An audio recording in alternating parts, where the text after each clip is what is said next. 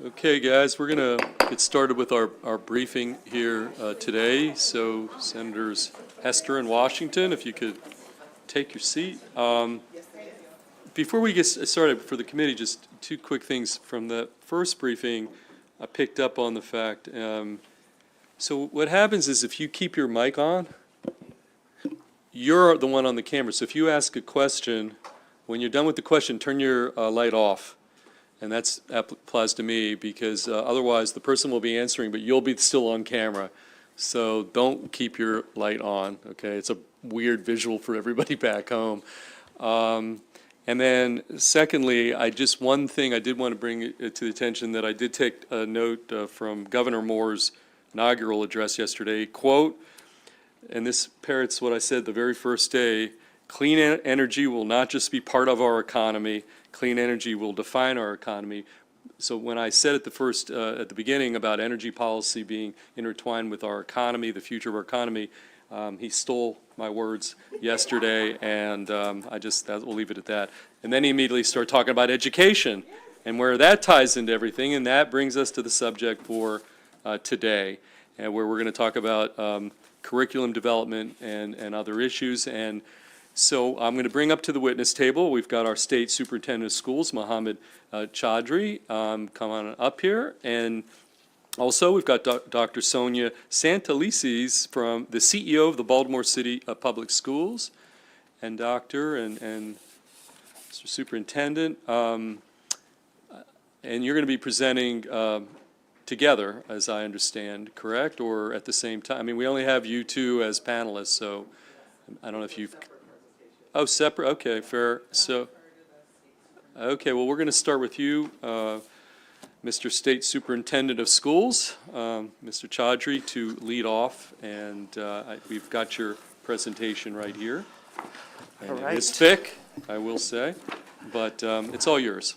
Thank you so much, Chair Feldman, Vice Chair Kagan. Excited to be here, excited to kick off a new session. It's my second session, and so I know a bit more. We are in the blueprint generation. That means that the department also has to be built for the blueprint, and that is exactly what I'm focused on. Today with me, I have Justin Dayhoff. He is the CFO of the department, and so I always bring him with me everywhere because everyone always has questions about the dollars. I am known for really nerdy, long presentations. I'm not going to go over all the slides, but I like to leave behind things because the public is watching, and so it's important that the public is able to learn about things, sometimes the first time, sometimes the second time. So that's just been my philosophy all the time. So I have a few things today, so we'll jump right in. I wanted to talk to you about the state of Maryland schools coming out of the pandemic. So we'll go ahead and jump right in first with the number of schools we have. So move forward. Okay, so as you can see, Maryland, we have a little bit over 1,400 schools going into this school year. We have 24 local education agencies, right? We have, in terms of the number of schools, most of our schools are elementary, right? There's been some fluctuation, but overall, the number of schools have held steady, right? Because a new school might open up or consolidate, but overall, we've been at 1,400 schools. But let's talk about who our students are and what it looks like today. So let's talk about enrollment, something that has taken a hit during the pandemic, but is rebounding back. There's been a lot of talk about that. It took us a while to get back to in-person learning, but we are back. This is feeling like a more normal year than what we have had, right? And so as you can see, during the pandemic, before the pandemic, we were trending over 900,000 students. That took a hit, and now we are trending back up. That is not being felt everywhere, but overall, Maryland is making its way back up to the 900,000 plus enrollment trend. Let's talk about what that looks like via subgroup. So as you can see, based on, should I wait till, we're on slide 7.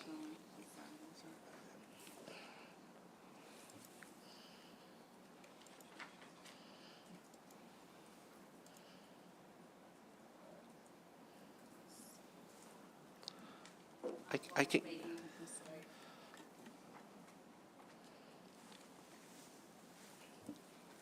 While we're waiting, just wanted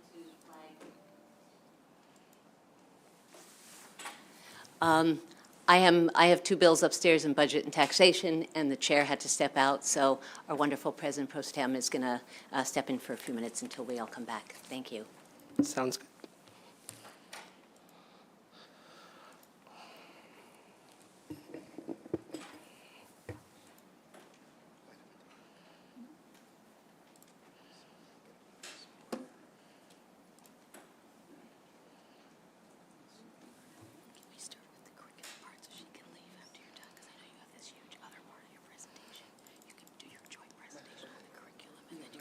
So what do you want me to do? You want me to skip? Curriculum. Okay, all right. Okay.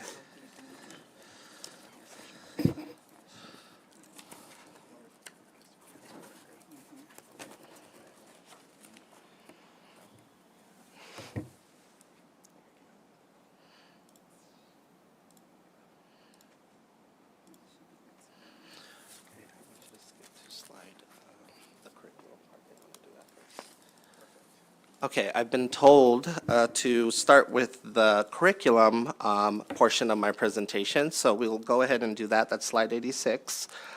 So if you can turn to slide 86, we'll catch up right now on the deck. There we are. All right, so I know there's been a lot of conversation about curriculum. There's been a lot of curriculum bills. We have the blueprint that is calling for a CCR curriculum.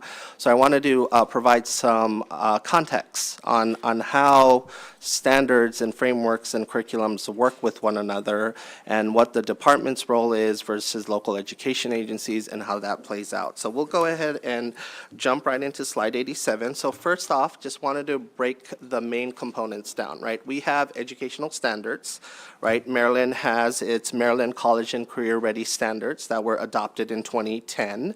The entire country was going through a whole moment during the Common Core era of elevating their standards, and then those were adopted, and then states did an additional adoption right after that. So Maryland adoption started in 2010.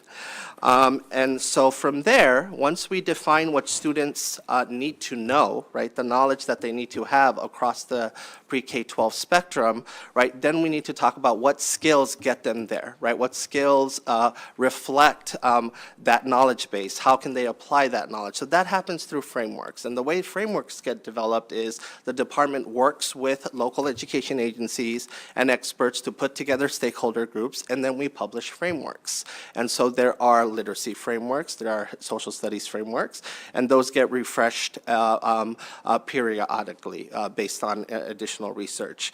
And so then from the frameworks, you got to be able to deliver those skills and knowledge using curriculum. The department does not mandate curriculum. That is a local decision. However, there are safeguards in place to ensure they are research-based, high-quality curriculum. And there's been a national movement around high-quality instructional materials because it does matter. We don't want teachers to go find lessons and curriculum. We want them to be able to have the best curriculum at hand. So that essentially is the overall structure, right? Standards, frameworks, and curriculum. Let's go ahead and talk about the blueprint and curriculum. Slide 88. So the blueprint calls for a new college and career readiness curriculum. Essentially, all schools should have a CCR curriculum. What that means is making sure that the curriculum that they have leads to all students being ready by the 10th grade to be CCR ready. That's where the blueprint ultimately converges. And so the blueprint calls for that. The blueprint charges the department to have a fallback curriculum, right? And then districts can benchmark their curriculum against that. The blueprint deploys expert review teams to schools and goes and assesses their curriculum and other things. And if it's not strong, by statute, the expert review team can say that the curriculum has to be replaced, just to give you that context, right? And the first round of expert review teams are going to be deployed starting this spring formally. We used all of my first year to pilot the program. Let's go ahead and talk about a topic that is very hot right now nationally and locally, financial literacy. And so I wanted to use that as the backdrop to talk about curriculum. So let's go ahead and jump into what financial literacy looks like right now. Today in Comar, financial literacy is codified. As you can see, in Maryland, there is requirements to teach financial literacy across the K-12 spectrum. The debate is, how should it be done, right? Should it be integrated or should it be standalone courses? Right now, the way we have defined our policy condition, it allows for both ways. So I wanted to talk about that and give those examples. On slide 91, we do annual reporting on the state of financial literacy. I don't think a lot of people are aware of this reporting. I did want to call attention to it. I have linked to the most recent report. We survey school systems on what personal financial literacy looks like and what it's taught like. So you have that, and so you can look into that. But I did want to talk about some of the findings related to that. So as you can see, the status of financial literacy today, right? All 24 systems have implemented financial literacy, grades 3 through 12. 16 school systems integrate it into existing courses, and there are 8 systems that actually have a standalone course. They decided to adopt locally to make it a standalone course requirement, and I'll talk a little bit about that. Here are 2 examples of both the integration approach versus a mandated standalone course approach. So Calvert County does a whole K-12 spectrum of how they teach financial literacy. All of that converges into a graduation requirement for them where they have a standalone course that students take in the 9th grade. Howard County, one of the great things that they do is they want to make sure kids get early career exploration starting in middle school. So in middle school, they have a set of CTE courses, and one of them in 7th grade is related to financial literacy. So this is an example, but they don't have a standalone graduation requirement, say like Calvert does. Let's go ahead in 94. So the thing that I want you to think about is, you know, with the bills that are looking to mandate financial literacy, right? And then we have the mandates of the blueprint. You add another course, that means you're taking something away from the student's schedule, right? The blueprint calls for CCR pathways. Kids are supposed to be CCR ready by 10th grade, college and career ready, and jump into pathways of apprenticeships, pursue their passions. If they want to go to college, take dual enrollment, etc. So if you add another course, just like anything, California just mandated ethnic studies. That means you're adding time, right? And so that means something else needs to give. Or you can integrate it. I strongly recommend, my position is to integrate it. Now, you need to integrate it better, and some are doing it better than others, and we need to keep pushing on them to get better. So that's just something I wanted you to think about as we talk about curriculum. I will stop here for the curriculum portion because I know that was a hot topic, and I know Dr. Santelises was going to also discuss that topic as well today. Okay, well, why don't you do that, and then we'll open it up to any questions on that specific subject. Okay, and could you just let me know about how much time you'd like me to take? 'Cause I'm not gonna, you're not under the timer, it's not a bill Okay. hearing, take whatever time you need. I know you all are very busy, so I want to make sure I do that.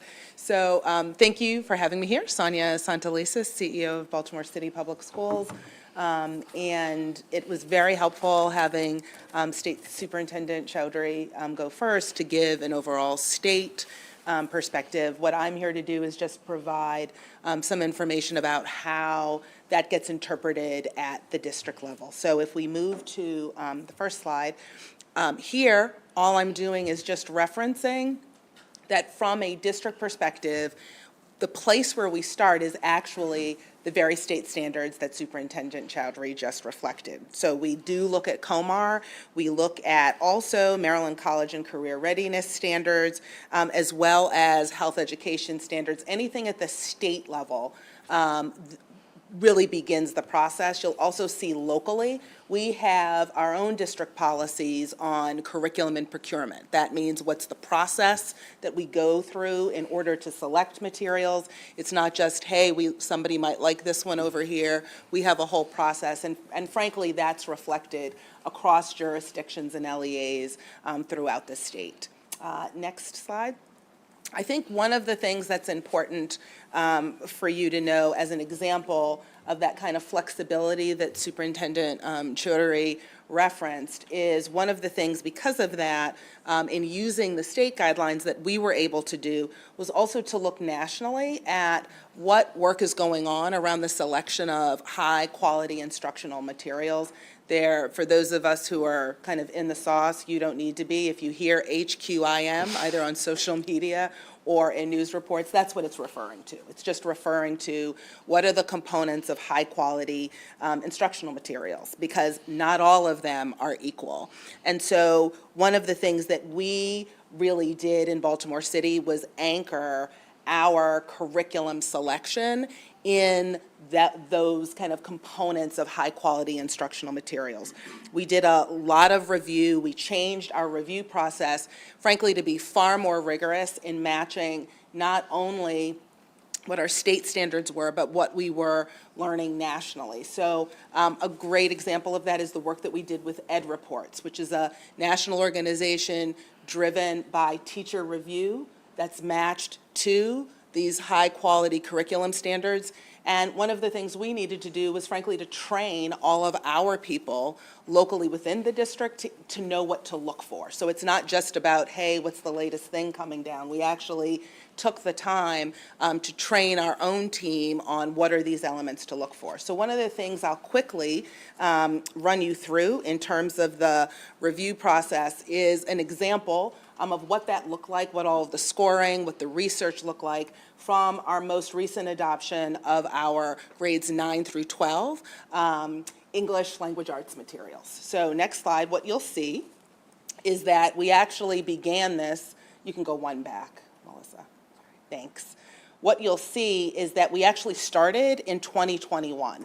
And you'll see here that we spent a lot of time, as I mentioned earlier, on actually training our people on what to look for, but also, if we all remember, I'm not reminded, it wasn't that long ago, we were in the middle of COVID, we were in the middle of accelerated need for young people across the state and across the country. So we were really focused on looking at materials that were not about remediation, but how do we actually accelerate student learning, and that was a threshold for us.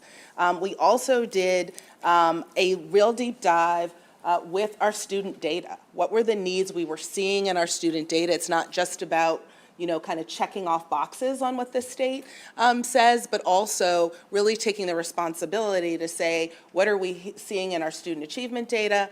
What are we hearing from our teachers?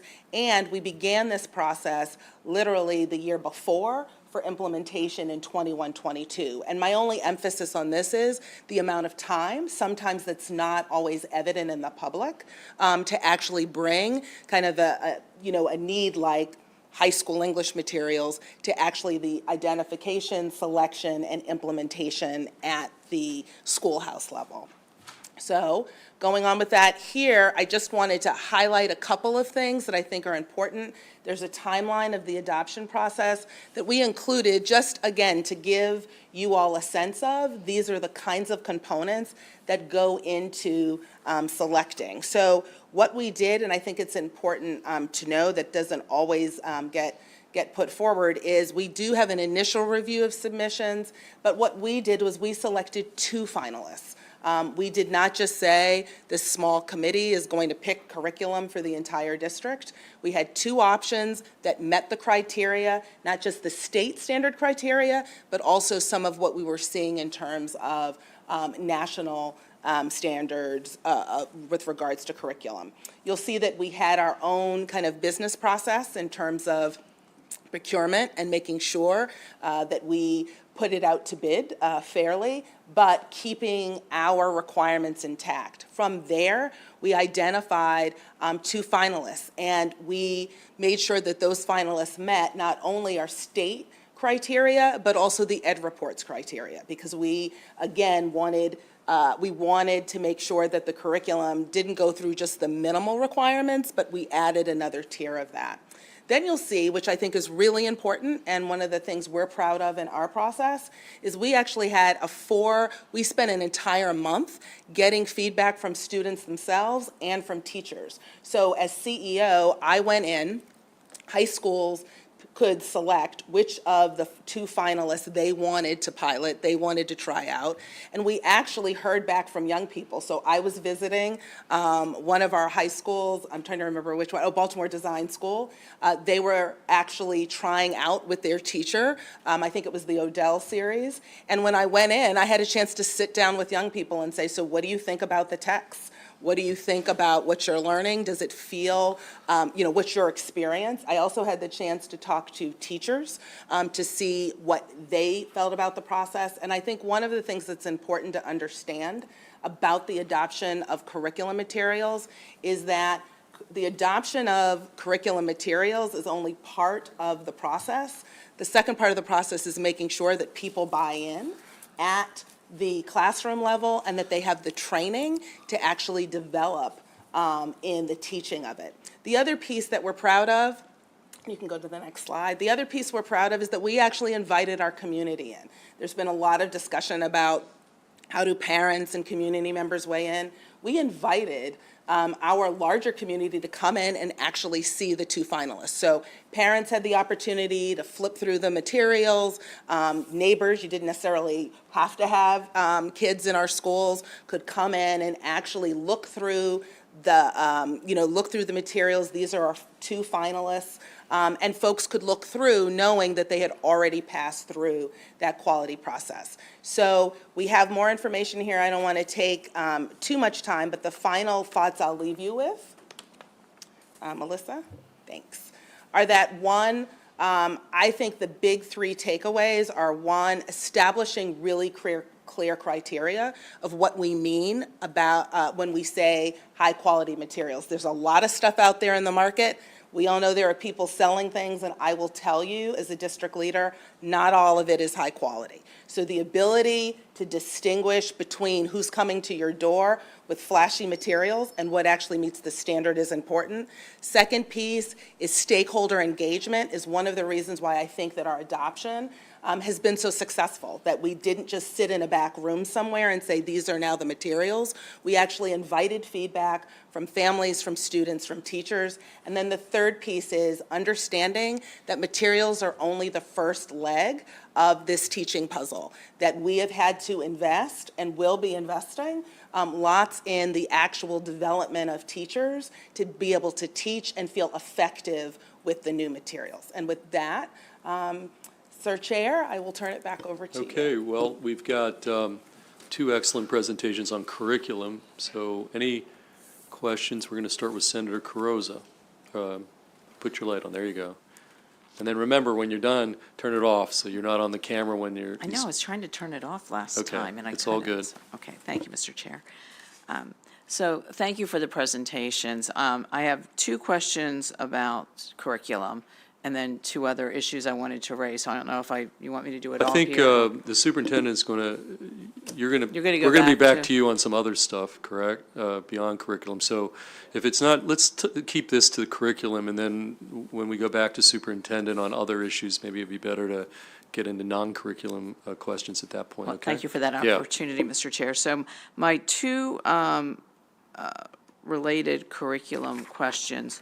One, I was trying to understand in your presentation, Mr. Superintendent, that when you talk about the standards and the framework to guide the curriculum, when I touch base with my three local school superintendents, I think they're trying to get a sense of, with your leadership, if it's more moving to a more stringent, or how much, what is that balancing of the standards and framework to actually go forward with the curriculum? So that, they're trying to better understand that, a piece of it, and, The blueprint calls for, and COMAR, even before the blueprint, calls for school systems to turn in curriculum to the department to ensure that is research-based, it's validated, it gets results for kids, and it's aligned to our standards. And so that has a, in my breakdown I show you, I talk about that process that they have to do annually. And so ultimately, they can choose what curriculum they want. I would hope that they have a rigorous process for getting there. That is one example Dr. Santelices has shown you. It doesn't get as detailed as that. And then ultimately, they adopt the curriculum, and then they send it over to the department to show that whether it's research-based or not, and then it gets validated. And then the blueprint adds another layer now, asking to make sure that all of the curriculum is college and career aligned. And so when we deploy expert review teams, one of the fundamental jobs and responsibility of the expert review teams, made up of teachers, principals, et cetera, who get free release time and a stipend to do this, similar to the international school inspection process. If they see curriculum as being dire or not working, then they can require a replacement of curriculum through the process. But we are not there yet. That's being deployed this year. We're starting with the lowest performing schools because it makes sense in terms of there's probably challenges there. But in terms of ultimately having the freedom to innovate, it's there, but you don't have the freedom to pick ineffective curriculum and do harm to kids and set them back. So, but ultimately, there are 10, 20, if you go to ed reports, for example, there are several curricula that get you to getting students to learn phonics systematically and scientifically. You choose, hopefully, out of that choice. And if you want to experiment, is that experiment based on a fundamental sound research basis? And that's what we will ultimately look for. Yeah. And my second question is, we spent some time, I know, deliberately on financial literacy. Some of us have been involved with that back in our local counties. In Wycomico County, I've been working on that issue with Eddie Lee and also with junior achievement. You know, we see bills going forward mainly because of the lack of progress with financial literacy. I heard you about required versus integration, and my understanding is that the Speaker Pro Tem, Cherie Sample Hughes, is interested in this on the House side, and Senator Klausmeyer has introduced a bill. But my point to you would be the reason that we're pushing forward is because we're not, you know, the progress hasn't been made. So I don't know, as we work through those bills, which have passed in the, you know, it did pass on the House side last year. So were you saying, am I hearing you say that no requirement, but look at integration, or? I will always push for integration. You know, we require English, math, science, does not mean it gets to students being proficient. So given all the courses and everything that's coming with the blueprint and the pathways, especially at the high school level, I think another standalone course will complicate things. So, you know, I will ultimately implement what you guys pass through session, and I will do that to the best of my ability. However, in terms of as they get introduced, like I did last year, which was my first time here, and I waited 200 times, and I plan to do it again, if not more, to say that you should integrate this. And I think you should bring school systems in to explain how they do integration well. And I'm happy to also further lean into that. So this sounds like an example that you want me to lean into it and say, do it better, right? Like that requires more stringence, right? A more heavy hand from the state. And so I'm happy to do that on financial literacy if we think it's just not being done well. I just, when I look at this national movement, it's not picking up where it's going to be more than half the states. I just don't see that happening. Yes, they are adding it as a standalone course, but something's going to give, right? We added health as a half credit. We have a year of PE. We have world languages that students have to take for 2 years in our state. That's really unique. Then there's Blueprint. If they're not CCR ready in reading and math, their courses are going to end up being filled with intervention classes and other things. Where do you fit that in? And so, but again, I will implement what gets passed, but my humble and strong opinion is that we should integrate rather than do the standalone course approach. I understand, and we'll follow up on that. And if I could ask one question for the Baltimore, thank you for that presentation, and you really piqued my interest when you talked about the parental involvement on the front end. And the reason I think this is so important, I'd like to hear a little bit more about how you were successful, is a lot of the, I believe, the tension that we sometimes see between parents and the school systems are, and a lot of this was brought to light during COVID when parents became more involved in their children's education. They were discovering, after the fact, and obviously did not have the opportunity to weigh in on the front end. I think, and I have often said when we talk about parental involvement, I use two key words: meaningful and early. Meaningful meaning you just don't have a meeting and check a box. You have some type of process that is ongoing for the parents. And then number two, early. So I'd like to hear how you actually did the early part and why, if you think that could possibly head off some future controversy. No, and I thank you for the question, Senator. I actually do think that the early engagement is important. One of the things that we did is we limited the choice to who the finalists are, right? So we took the finalists, we did the work that educators are charged to do, right? Make sure it has all the standards, and we narrowed it down to one or two so that people weren't looking at, 15 different kinds of curriculum.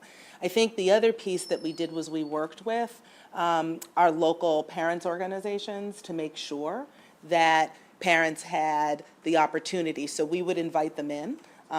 Some of it was central, but a lot of it was school-based, right? So as teachers were looking through the materials and trying them out, we would invite at the school level. I will, be very forthright. We have far better success when we try to engage parents through their schools than we do when we do an all-call centrally. And so I think the combination of teachers being able to be alongside parents as they were learning and observing really helped this time.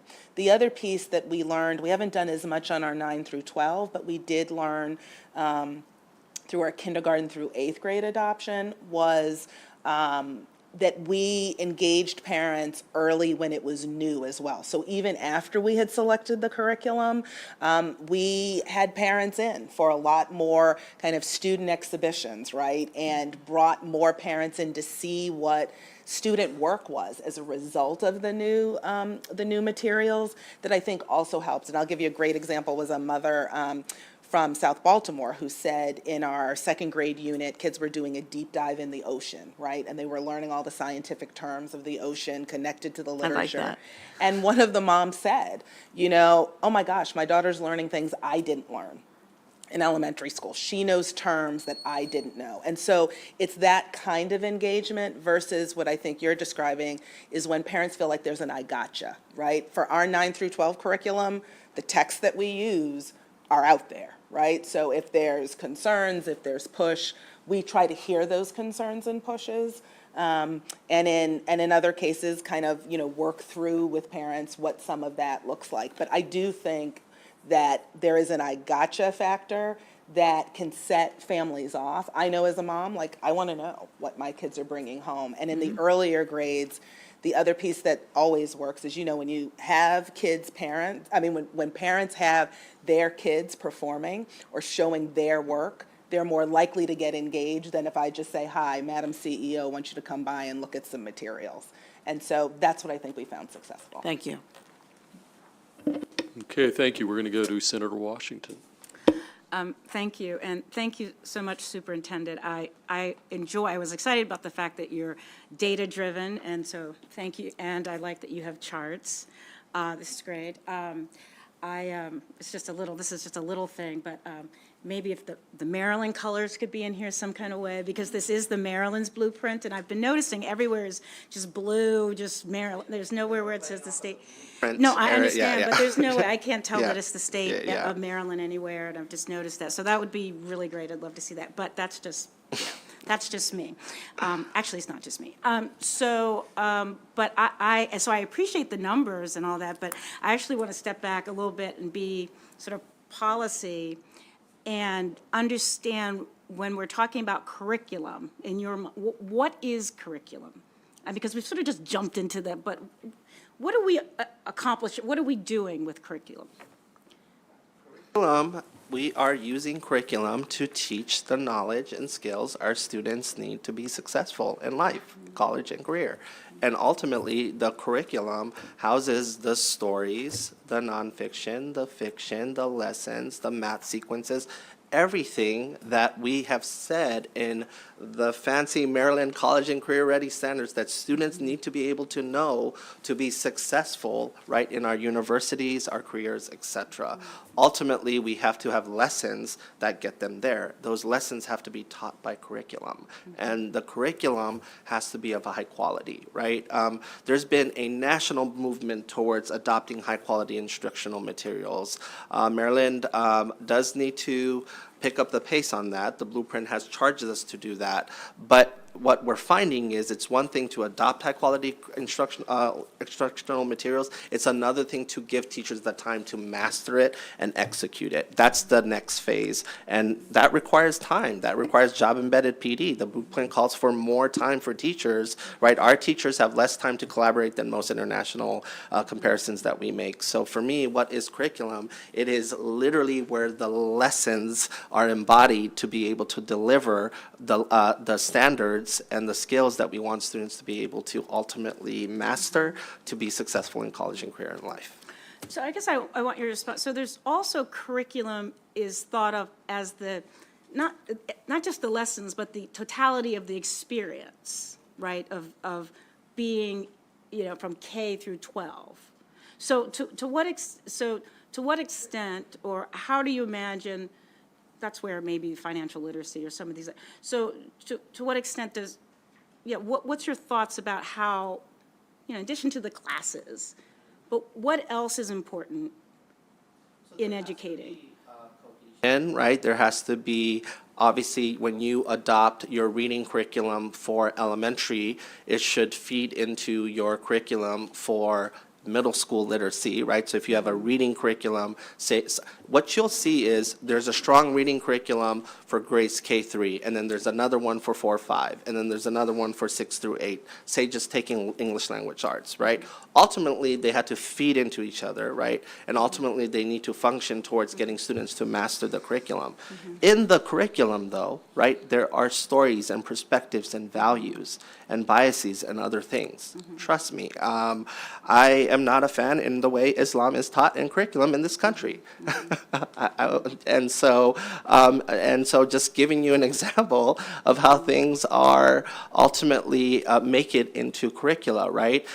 She can tell you, because one of the things I'm a fan of Baltimore City is they adopted high-quality instructional materials for reading, but the children of Baltimore City don't see themselves in that curriculum. So they had to supplement it with something called the Be More curriculum, so it can be culturally responsive and relevant. So that's the next era of curriculum as well. You can have it scientifically proven, but ultimately, who's being reflected in those stories. So that's where you get into some of the battles and subjectivism and other things as well. So we can go there too. Yeah, If you just not today, but just one more follow-up, just so that because I just want to make sure you get where I'm meeting. So also, we know about behavior and behavioral health, and so we all know that we need to address those behavioral aspects, right?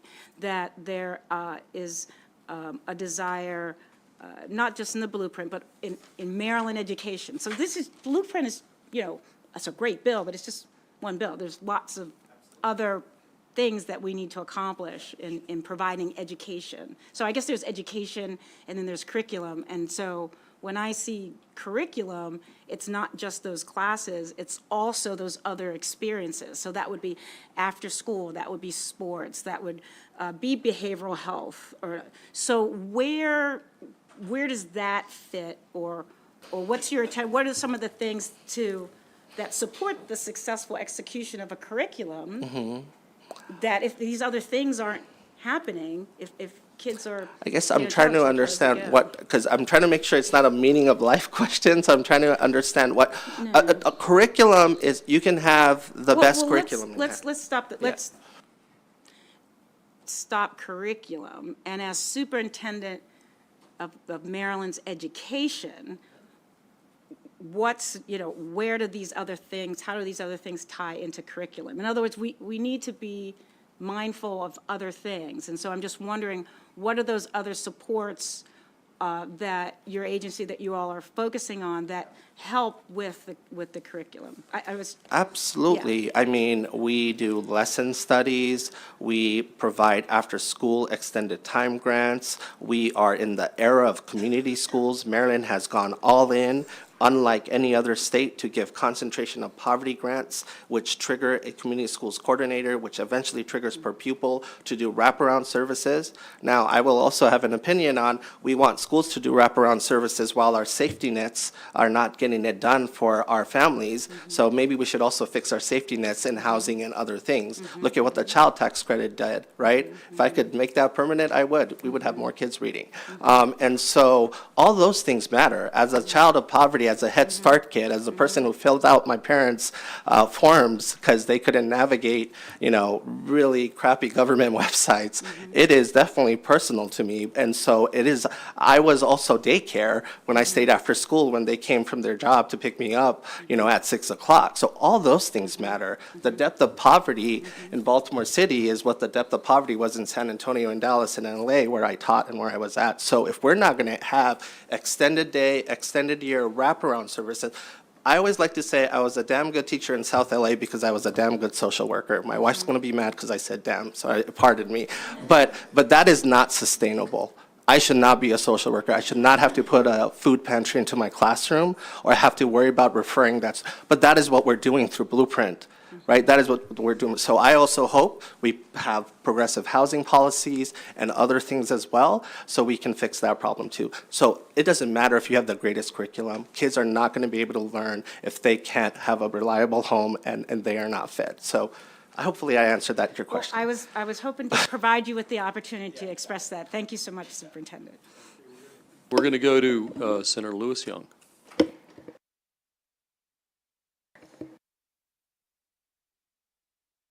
No.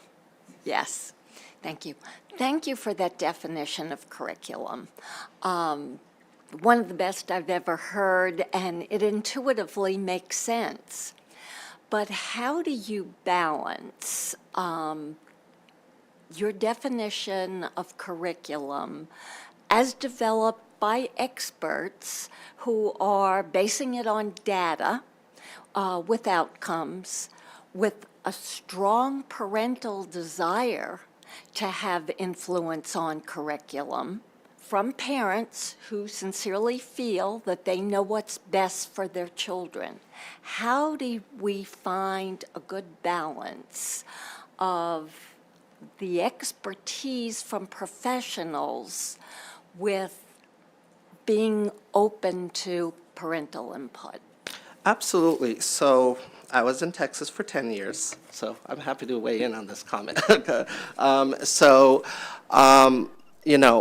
Ultimately, we have to agree what we want our kids to know, right? We have to agree to that, right? We have to agree to that. Like, if a parent said, I would like to opt out of the portion of Maryland history in 4th grade, what are we going to tell that parent?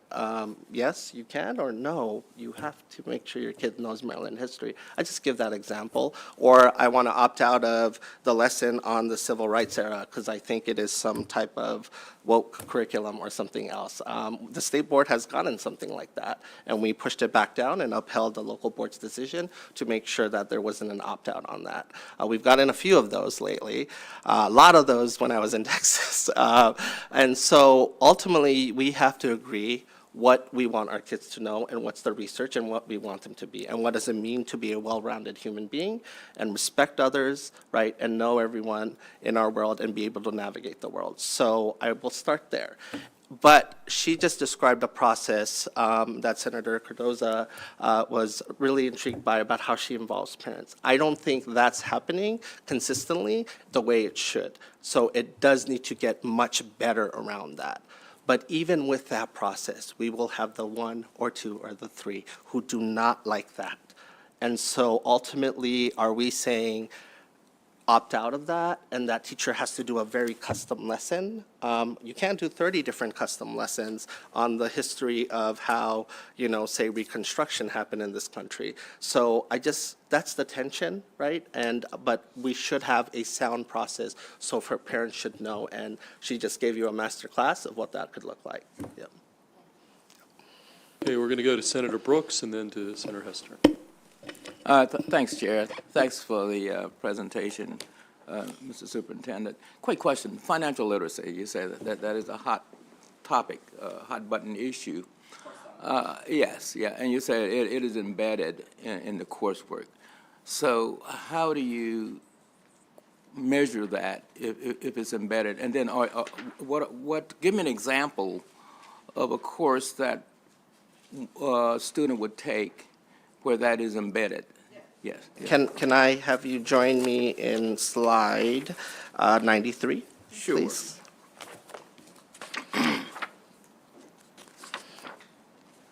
I'm there. Okay, so I give you the examples of Calvert County and Howard County, right? So Howard County, all seventh grade students are required to take a quarter-long CTE financial literacy course. The class is divided into several units, including income, saving, investing, debit, credit, risk management, and budgeting. Students learn about core financial concepts like net, gross, discretionary income, and it goes on. In one activity, students are assigned a set of life circumstances and are asked with creating a household budget that includes housing, transportation, vacation, and other expenses. So that's an example, right, of a standalone course. Let's look at Calvert here in terms of the other side.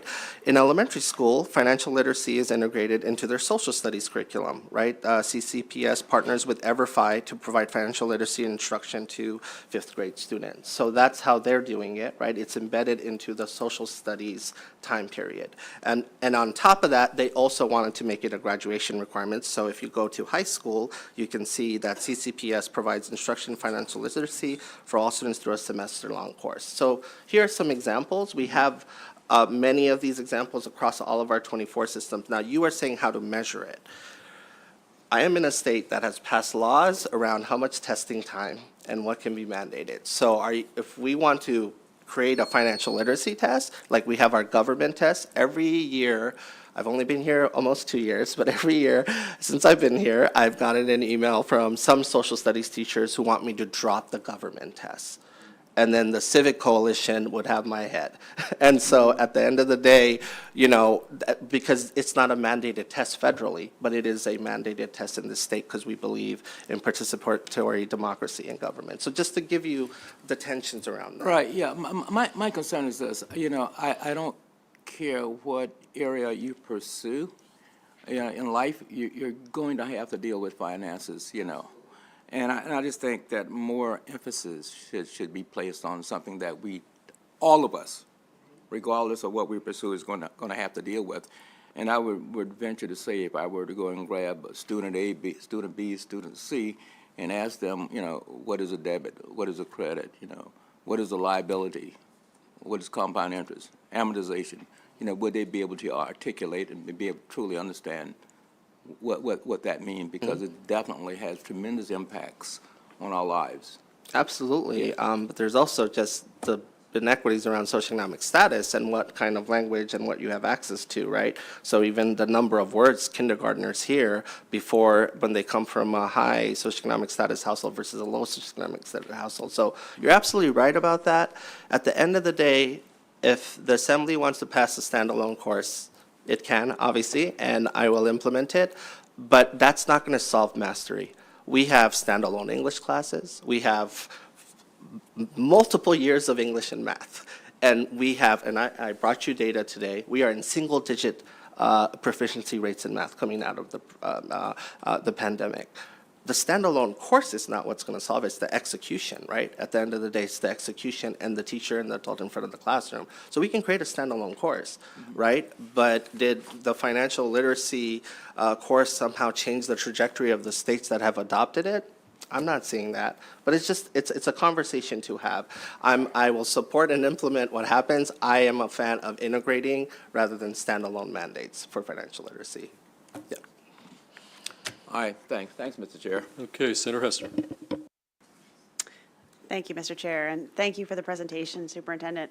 My question is about at what point in the process there's an opportunity for an update of, I think I'm asking about the standards, but it could also be the curriculum. At what point there's an opportunity for an update, and when does the public weigh in? And let me just give you an example. Like every year, we hear several bills that are asking for like an update to the curriculum.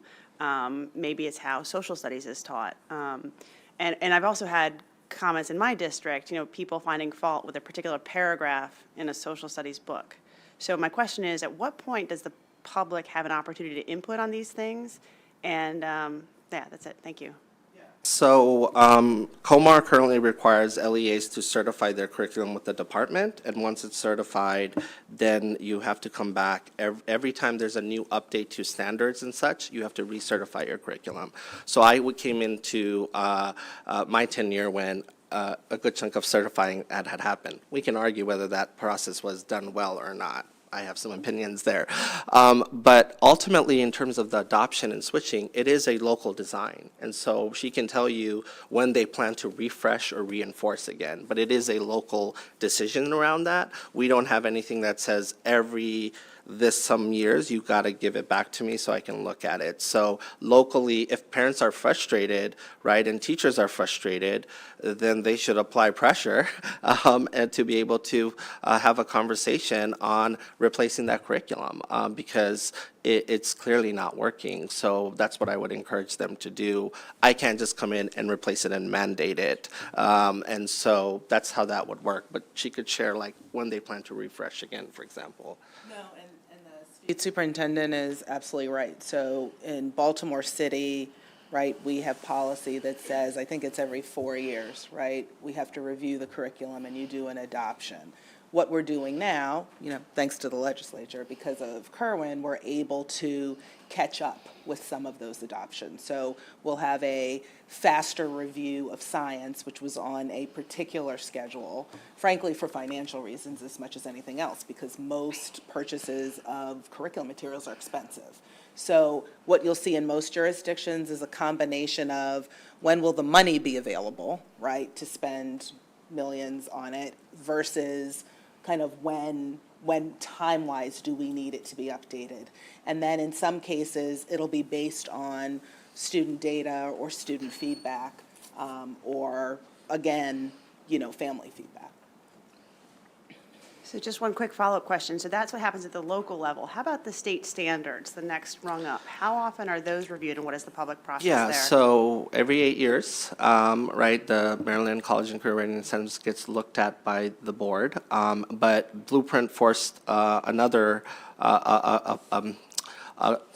Blueprint basically disrupted the 8-year process because one of the things we have to do is we had to contract with a best-in-class research partner to set a new college and career readiness standard by fall of '23. The state board has to adopt a new college and career readiness standard because all kids have to be ready. So right now, there is a study being conducted, an independent study, that looks at what students have to be able to know and do in the first year of college, specific community colleges of Maryland, and backmap that to see if what is happening on the ground lines up towards that well, and if it doesn't, then you set a new standard, which would trigger another rewrite, and which would trigger another revamp of the tests, which would trigger delays in releasing the tests. And so, just to give you a sense of where we're at. So right now, we are in that era, because the Blueprint wants a new college and career readiness standard specifically for that time period. Yep.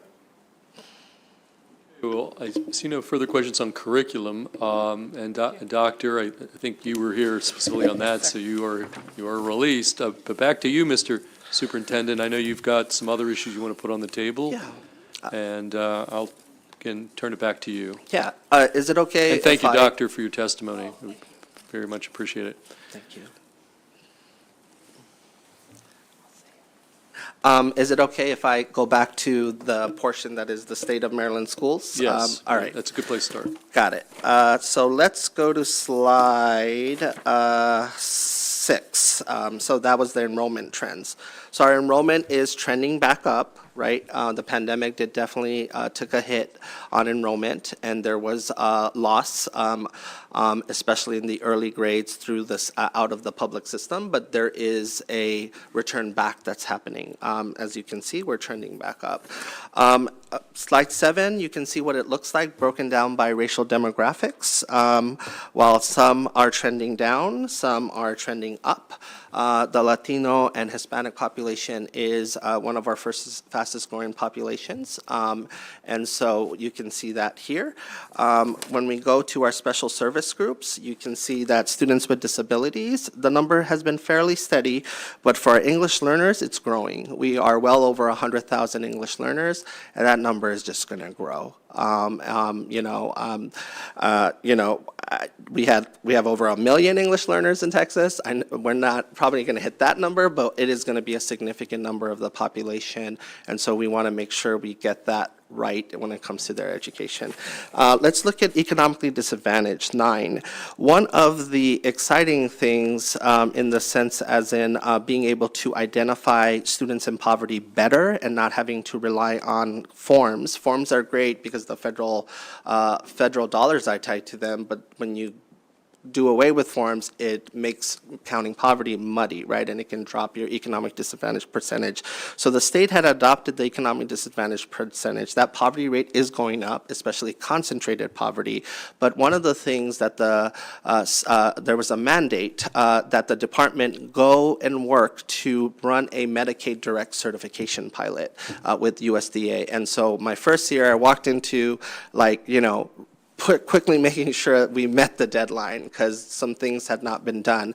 We met the deadline and we are finding more kids and certifying them, and so that number is going up, and it has a significant factor in dollars that school systems will get this year using the Medicaid certification pilot approach. Let's go ahead and look at the count by LEA, so you can see Maryland's school systems here and what the enrollment looks like going into this school year. Losses in some places, gains as well in many places, and stabilizing. And so that will be a challenge for some, right? The question is, will there be a full return for some schools that are experiencing heavier enrollment loss, whereas other systems have a bigger problem where some schools are bursting out of the seams, which means that they have to deal with conversations around facilities and redistricting and other things as well. Let's go ahead and look at our teachers. Lots of conversations around teacher shortage. Here is the racial breakdown of our teachers. Our students are fast diversifying, right? Majority, minority, majority. Poverty seems to be where we are trending. Not quite yet majority in poverty, but it is trending that way. But as you can see, our teacher population is not diversifying fast enough, and that's just not a feel-good thing. That's a research-based thing on the power of having teachers look like our students and to be able to have that. So that means we need to look at our pipeline and our initiatives and what we are doing. So I want to talk a little bit about that. Just again, slide 13, looking at just what that gap looks like, broken down by race and where it is going up and trending down, and what the rate is. Let's go ahead and go to the next slide. This is just the gap between, it's something we ran as part of a federal reporting to look at the student population that a district is serving and the gap between the diverse student population they serve and then the staff that they have, right? It is as small as in some statewide, well, we'll go to the next slide for LEAs. So it is as small as you can see, 2 percentage points in Garrett because it's a more homogeneous population, but as wide as, say, 51% in Wicomico, or as you can see in Montgomery County, 75%, just in terms of the diversity gap between teachers and students.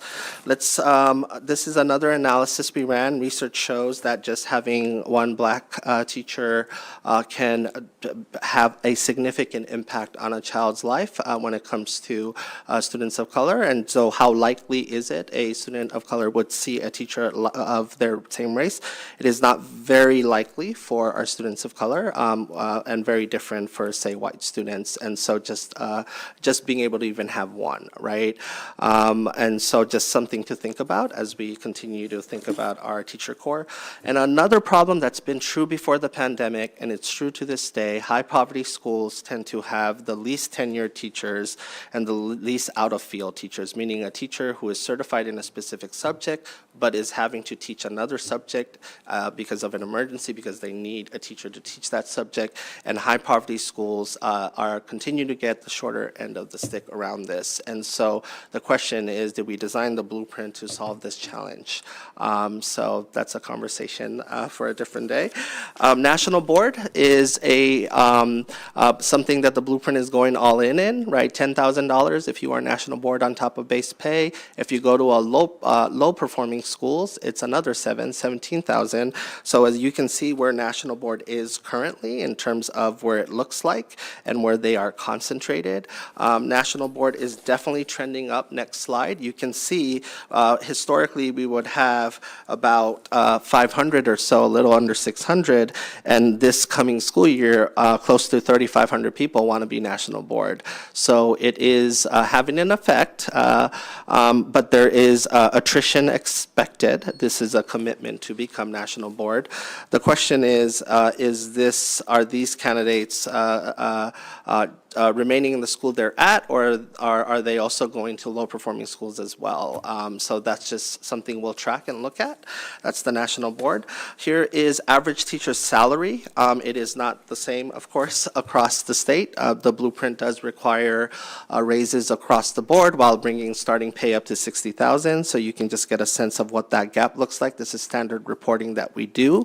And of course, many things are a factor here in terms of county wealth and conditions, as well as just collective bargaining and other things as well. Let's go on to the starting pay. That is a mandate of the blueprint. By 2026, the minimum teacher salary pay will be $60,000, and so we are on the road there. And as you can see, places are in different places when it comes to getting there. 26, they have to all get there, and so that is something that our systems are having to work through right now, as well as they get increased funding and reallocate funding as well and think through that. Here are the teacher vacancies. The teacher shortage is real in a targeted manner. As a broad stroke everywhere, no, there was not a teacher shortage in Worcester County. There was a teacher shortage in high poverty schools versus certain subjects. And so Maryland school systems all started out with more vacancies than other years, right? We nearly had 2,000 educator vacancies. We took like snapshots. This is not, I normally don't take snapshots at like multiple intervals, but I wanted to do it this time around to see what it would look like. And so you can see the vacancies ranged, and this mirrored national trends. Now, while we have teachers, both there's an attrition problem, there's also a recruitment and pipeline problem. Teacher prep in Maryland has reduced by a third over the last, this was even before the pandemic, right? Less and less people are interested into going into teaching. Hopefully, we are going to turn the tide on that with Blueprint, being able to take things to starting pay to $60,000, as well as the career ladder. But that is a challenge that we have. Let's go to the next slide. Just to give you a supply and demand challenge, right? We had about 2,572 vacancies at a certain snapshot, and teacher prep was producing not enough to fill those vacancies. But that's again assuming a one-for-one, right? Because it's not also assuming that if all those were special education vacancies, then is teacher prep producing the special education vacancies? And that's also assuming that they are staying in Maryland as well, or want to be a teacher as well. 50% of our teachers are imported, right? We are a high import state, and so that's something to think about as well. We need better alignment and collaboration around that. You know, I know the Blueprint benchmarked against international, so in Singapore, for example, you can't, they only publish teacher preparation slots for what they exactly need. So that's why they get like 4,000 candidates for like 1,000 slots, because they're targeting exactly what they need. We don't do that, right? Obviously, that would be quite a challenge to pull something like that off here.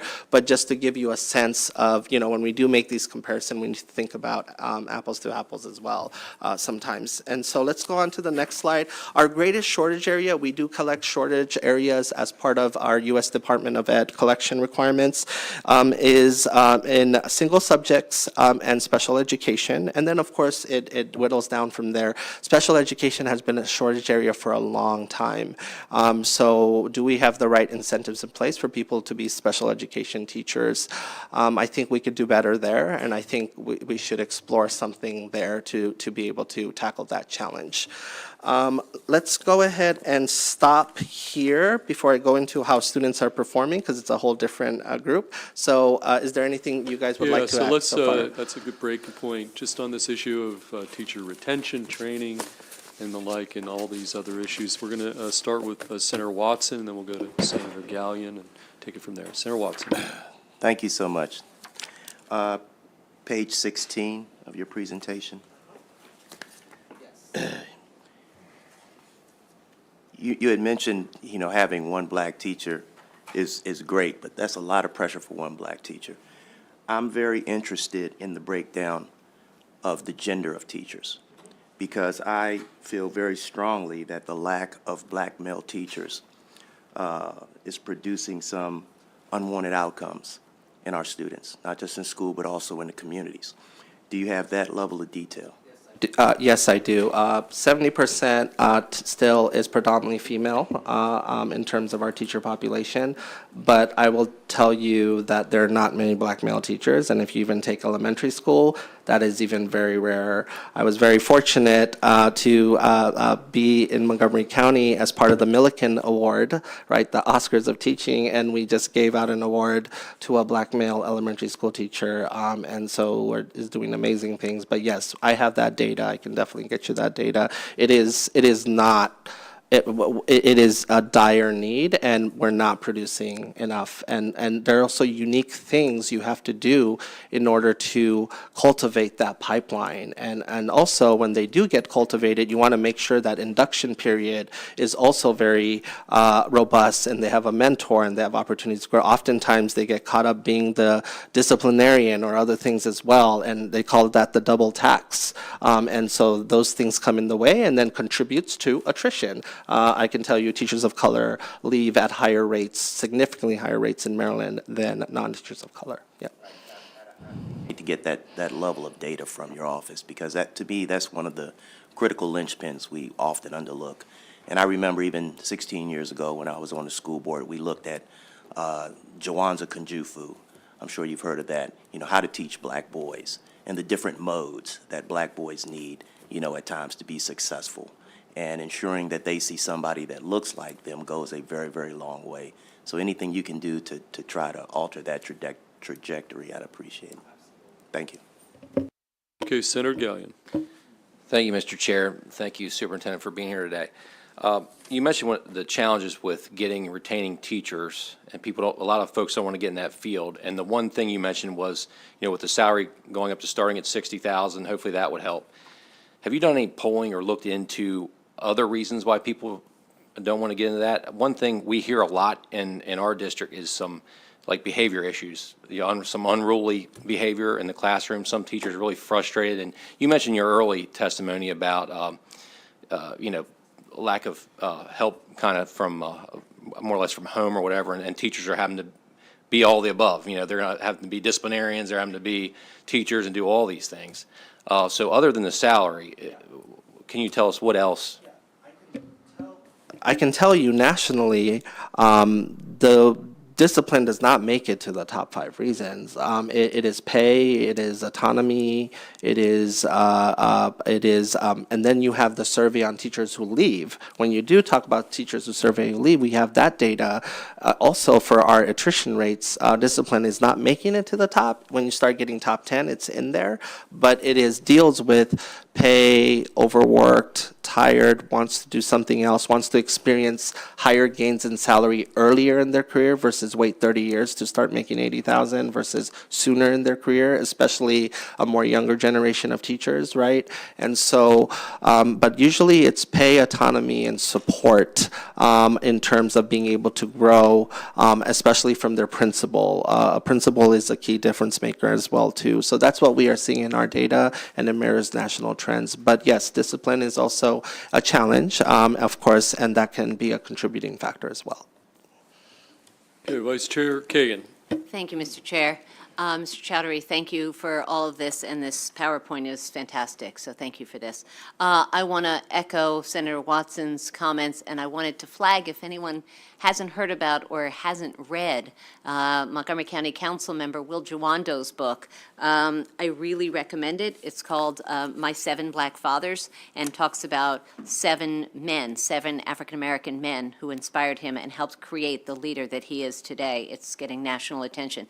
One of his stories, Senator Watson, is about an African-American male teacher and the difference that it made for him. So I just want to put that out there. What I want to talk about, and it will not surprise you, Mr. Superintendent, is about the multilingual, our folks who do not have English as their primary language that's not spoken at home. So I am on slide number 12 and those surrounding it. 4.2% of our teachers being Hispanic Latino. It is an enormous problem in Montgomery County, and it's not just teachers, but it's even front office staff to be able to deal with a parent who's coming in who has a crisis, and they should not need to ask a school clerical, no, I'm not going to get the right word, but a lunch counter person to translate confidential health information or whatever. So that's a problem. So I wonder if you could speak to recruitment strategies that you might have. Is the state working on that, or is it up to each of the 24 counties? The second question is, can you talk briefly about the report that has come out of the work on language skills? And then, all right, I will stop there. Thank you. Okay. I'd love to hear about that. Got it. So the blueprint did charge the department to put together an English language learner work group and essentially ultimately publish a report. There was going to be an interim report as well as a final report. So all of that happened, and a set of 9 recommendations happened, and they are all great and research-based and rooted. This is all public. You can access it. You can see what we looked at and studied. I personally chaired it. Very passionate about this issue. I have been groomed in districts where English learners are 30-40%. I was an ESL teacher in Los Angeles, amongst a few other subjects. So it is not a mystery in how to get English learners to thrive. It is not. English learners are thriving in Texas, in Los Angeles. They are going to college at higher rates than even native English speakers. So that's the first thing I will say. I believe Maryland is still trying to figure that phenomenon out, and it's kind of a trip for me, right? Just to see that, just when I came into the department, I'm like, what do you mean get someone to translate the report? Well, we don't have there's a state vendor. I'm like, no, I need someone on hand. We're going to create a division that can do that, right? And so if you look at our feed and stuff, we are translating in multiple languages and such. So one recommendation on the pipeline is, first, our biggest pipeline is making sure our students, right, graduate and go to college and become teachers, and that's going to be very important. Right now, the outcomes for ELs are not very good in our state. There are individual schools, because one of the things I obsess about is I tell the team, I do this at least once every 2 weeks, we look at 1,400 schools and I throw out a question, show me the school that is getting it done for Black boys. Show me the school that is getting it done for English learners, and there's no gap, if not 10 points or less. And then I go visit that school. And I'm like, what are you doing? Because it is my job to bottle it up and make sure I can scale that. And we have some, and we do. We have proof points. And so that is one something I'm doing. But in terms of just recruitment and pipeline, so I do innovative grant making. It's something I've also pushed the new incoming administration on. I want a permanent grow your own fund to be able to essentially, I did that through something called Maryland Leads. It's in my innovative grant making chapter, where I basically gave startup dollars for school systems to essentially take cohorts of their teaching assistants, of career changers, of their students, and fully cover, supported a full ride education experience and come back and commit to teach. And so that doesn't, you don't feel that immediately, you feel that in the future, right? So those are some things we have done. So that's gonna be our biggest arsenal, right? And then in terms of language access and such, our policies are loose. So one of the recommendations of the report was to get stronger on that and make sure parents know their rights around that and to be able to do that. And so that's something I'm gonna lean into, right? And making sure and we should leverage our families and communities to be able to hire them and bring them in as staff. Right, that's one thing we should do. The other big part of the report, and you will see this session, I believe, because I have not been shy about wanting to scale dual language schools across the state of Maryland. 70% of our kids who are ELs are concentrated in elementary schools. 70% of them are Spanish speaking. The best model to teach kids in terms of English learners is dual language education. And I don't just mean Spanish immersion, French immersion. We should have all kids try to learn a second language. I mean, that's Washington's strategic plan. So I'm very passionate about that, and that is the research-based approach. So that is something that I believe you will see this session, hopefully, I'm hoping. And so hopefully that answers some of your questions. Thank you. If I could ask a quick follow-up. So first off, yes, dual language schools, I've been to some in my district. It's very exciting. And what I wonder is what you're doing with the knowledge that you find. So you find the 10 schools that have a small gap, the smallest gap. What are they doing right? Then what do you do with that knowledge? So one of the things the State Board and I have been doing, you may have seen it on social media or maybe have someone, we do these regional gallery walks. So first I bring it down to, so we're doing one today. It's the Core South one that involves Montgomery County and Howard County and a few others. We invite the board president, vice president, the superintendent, their staff, and what you're seeing here, I do a whole gallery walk experience, and I have people basically talk about, what do they see, what don't they see, and I put a spotlight on those schools. So I need to get people to think about it.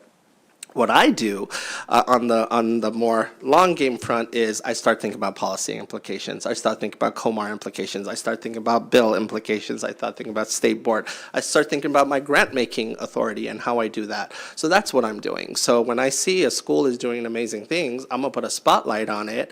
I'm gonna require a field trip from my education department to go hang out there. And then I'm gonna make sure that school turns into a lab, because one of the things I wanna change in how department does professional learning is I don't want people coming and doing a sit and get and take a folder and leave. I want to turn our schools on the ground into learning labs and have people go there and learn. And so I'm going to be unveiling something related to that later in the spring. I don't want to give it away too much, but that's exactly what I want to do. Thank you very much. Thank you, Mr. Chair. Senator Washington, then we'll go back to Senator Watson. Senator Washington. Thank you. Actually, that's actually a nice progression, because I have other questions, but Senator Watson raised the issue, and it continues to be an issue because it's identified in the blueprint. This press for the national board certification. So we're looking at this, and as you know, you'll hear the boards of social work just came out with the racial disparities in passage rates for the national exams, and are there similar racial and gendered passage rates disparities? And so what do we? Yes. Do you? Yeah. Yeah, and I have strong opinions about that too, if you like some of them. So we went all in on national board as the way to pay rock star teachers. Went all well, in, yes. It is in law, and I think that's not the best way to do it. I think national board is one pathway to greatness. It is not the only pathway.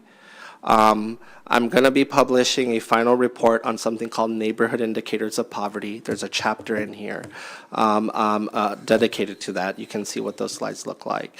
And I believe that we should create a few other pathways to retain and recruit rockstar teachers, especially in high poverty and rural schools, urban and rural. We got this done in my old stomping grounds. Blue cities and red rural counties were aligned on this unanimously, paying teachers like rock stars, and I mean that too. And I have solutions to how to do that, and I think we need to, sooner than later, not wait 10 years to go see if National Board did the thing, because we have data in other states.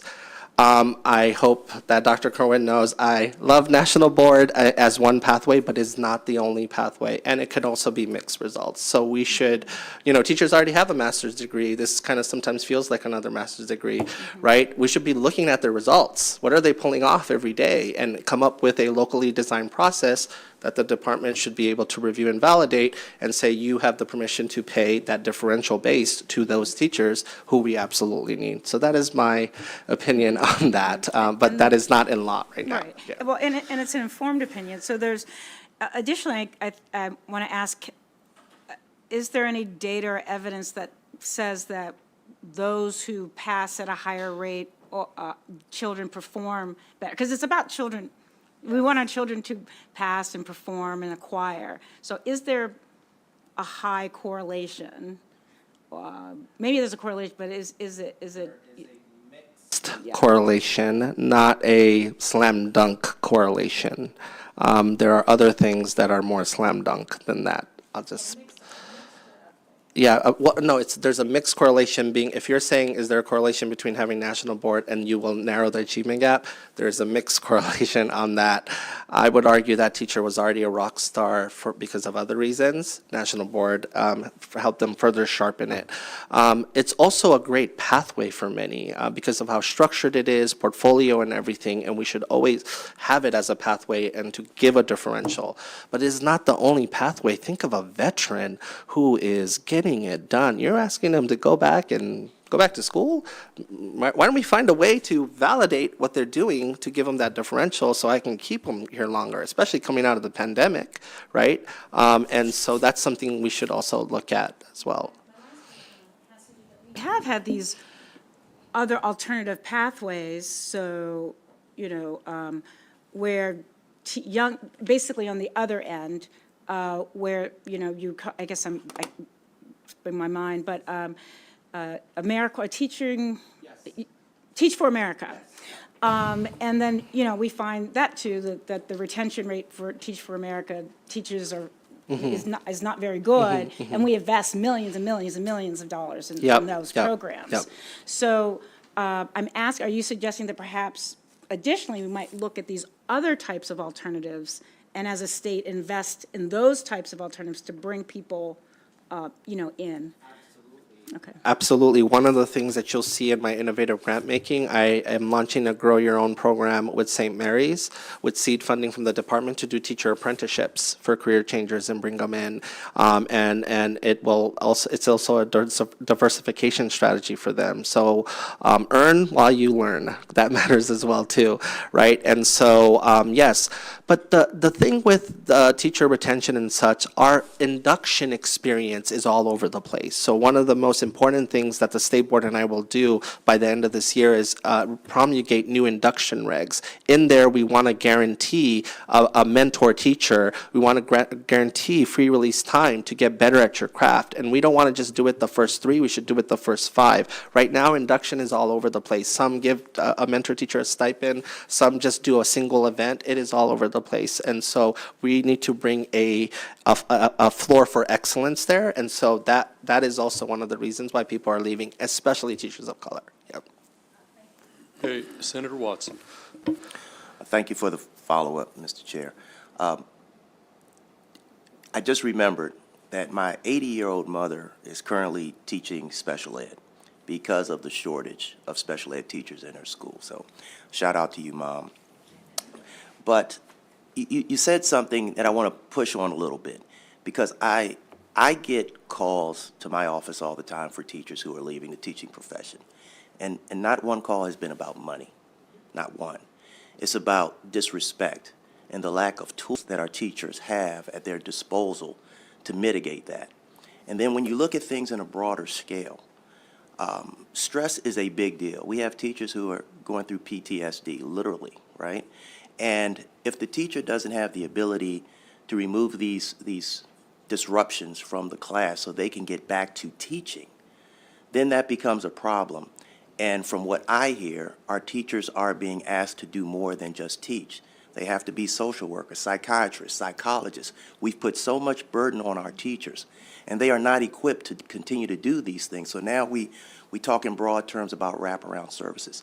My question is, when you talk about outgoing surveys, have you disaggregated the data and just looked at urban school districts and what those look like? Because the calls that I get is all about respect and the frustration and the distress to be able to go into that classroom and the things that those teachers have to deal with on a day-by-day basis. Absolutely. You're talking to a product of urban schools. You're talking to a former teacher of urban schools and a former, chief of urban school district. So that is what I have been groomed with and was charged with. And I ran HR division. So it's autonomy pay support.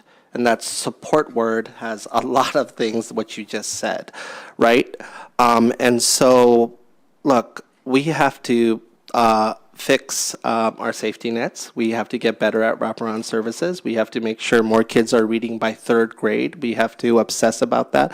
We have to make sure more kids are kinder ready. All those factors. And yes, teachers are asked to do more than they've ever had to do. You heard me say a little while ago, I was a great teacher because I was a great social worker. It's not sustainable. It's just not.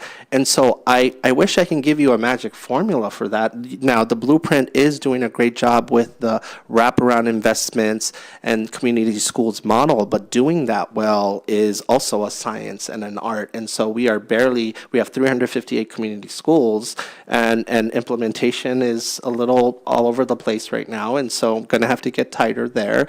But again, it just cannot be the wraparound services. If Mohammed is being a troublemaker in class, the teacher should be able to refer him out, and he should be able to get some support. However, I don't believe go ahead and send Mohammed home immediately. It depends on the situation, right? And so there are our school systems who are doing a great job on doing restorative practices and having rooms where they can go and cool off and still do their work and still be there. I mean, this is something we did in our districts, but not every school district has that. And so the teacher is still having to balance the 25 kids and Mohammed causing a ruckus.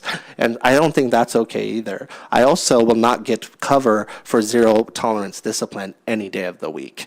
Because the same black children will be screwed by that. And so it is the work, but I also believe the teachers who teach in these schools and rural schools need to be paid differently. They do. They have the toughest assignment in the country, including those principals, but we have not designed a system like that. Okay, Senator Hester. Thank you. I just wanted to thank the senator across from me for the really good question. And I wanted to remind the body, since we do have several new folks here, that when we passed the Blueprint for Maryland's Future, there was like an amendment in there called the Community Partnership Supports Amendment. And so based on that amendment, there's been a consortium that has formed, and we're starting off with the mental health side, but there was like 3 big things that consortium was supposed to do. And study and figure out how to improve a positive classroom environment, which gets to the heart of your question, is kind of next on the agenda. So there will be a group of experts looking at this. It just hasn't happened yet. Mr. Superintendent, thank you for an excellent presentation and your Q&A. And to the, I'm sorry? Oh, do you have, I apologize. Never mind. Strike what I just said. No. Please continue. I just wanted Yes. to do student achievement. Okay. I think people should know how we're doing in terms of student outcomes. And I won't do the rest of the presentation. That's a leave behind for you and the public. How our students are performing. So Let's talk about kindergarten readiness. The pandemic has done a number. We are in the era of, slide 27, we are in the era of resetting baselines. Virtual learning at scale did a number, coupled with the other challenges that we have related to whether it be socioeconomic status and the supports a child has at home in their community. And so our kindergarten readiness number is trending back up to 42%. It is something we give every fall in kindergarten, and so we want that number to definitely beat the pre-pandemic numbers, because when more children are kindergarten ready, right, we are more likely to have more success and have less discipline problems and be able to have teachers to be able to focus on grade level standards rather than also doing intervention. So that's where kindergarten readiness is right now coming out of the pandemic. Let's look at it by LEA. One of the things I like to do is obsess about where things are going well. Look at Worcester County. 73% of kids are kindergarten ready. Snow Hill Elementary is one of my favorite schools in the entire state. It is a high poverty school. Worcester does have lots of pockets of affluence. I've been to the upper, mid, and lower parts of it, and Snow Hill Elementary is a high poverty school. Majority students of color, amazing principal. Their kindergarten readiness rate was close to 80%. So affluence didn't carry that 70%, right? An elementary school doing great things. So I'm going to be inviting him so he can share in front of the state board what he's doing, and we should unlock what they're doing there. So just to give you a sense of our kindergarten readiness and what that looks like, poverty does not have to be destiny, right? As soon as they're in their classrooms, what is within your control and what can you do each and every day? Let's look at English language arts. We are rebounding in English language arts. We are actually exceeding pre-pandemic numbers on English language arts. That means the adoption of better curriculum, the shift towards the science of reading, right? I'm a throwback person. We always knew phonics was great. We just were not doing it systematically. And so that's something I have put all of my energy into the first year to make sure that our systems are obsessing about kids reading by the end of third grade. We have to. We have to. Children in Mississippi, black kids in Mississippi, read at higher levels than the black children of Maryland. They went all in the science of reading. They do not have nowhere near the affluence we have. So it is also about execution. And so our pre-pandemic numbers, when it comes to literacy, it is trending back up. So great news there. You can see that across all races, right? Black children are performing higher pre-pandemic when it comes to literacy. It is still not where it needs to be, and the gaps are still very persistent and wide, but we are rebounding when it comes to literacy and exceeding. Let's go ahead and look at by service group. It's the same thing, as you can see. Well, this is the racial slide, and by service group as well. All across the board, all students are rebounding on literacy. Let's look at math. I am going to be a downer on math now after that energy around literacy. Math is not going well. We are not rebounding. The pandemic, and this is mirroring national trends. Online learning and mathematics instruction and how to do it well was not conducive to it at scale. And it hurt us greatly, and we are starting from, in some grades, single-digit proficiency numbers. So we have a lot of work to do. I am going to be obsessing about and putting all my firepower into math recovery as we come out of this session. And, you know, when we talk about high-quality school day tutoring and such, we should be going all in there. And so if you know someone who wants to volunteer to be a math tutor. And so I just wanted you to see those numbers. As you can see, all students took a hit on slide 33 when it comes to grades 3 through 8 mathematics. The same story is also true in Algebra 1. Algebra 1 proficiency is also not pretty right now in our state, and we have some work to do there as well. Let's go ahead and stop there, and that's the last one I wanted to give you, because I wanted you to understand where our baselines are. It is resetting the baselines. I do have the rest of the presentation, but you know, I'm happy to keep going, but you guys have other stuff to do as well. Well, no, I don't want to, I apologize.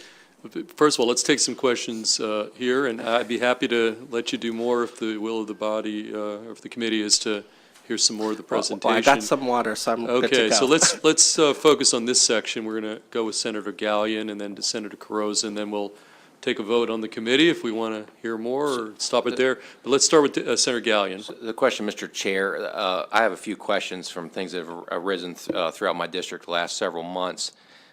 In the last section, wasn't really on that, pertaining to a lot of that, but I'd just be able to like to have a chance to ask a few questions while we have the superintendent here. So at what point?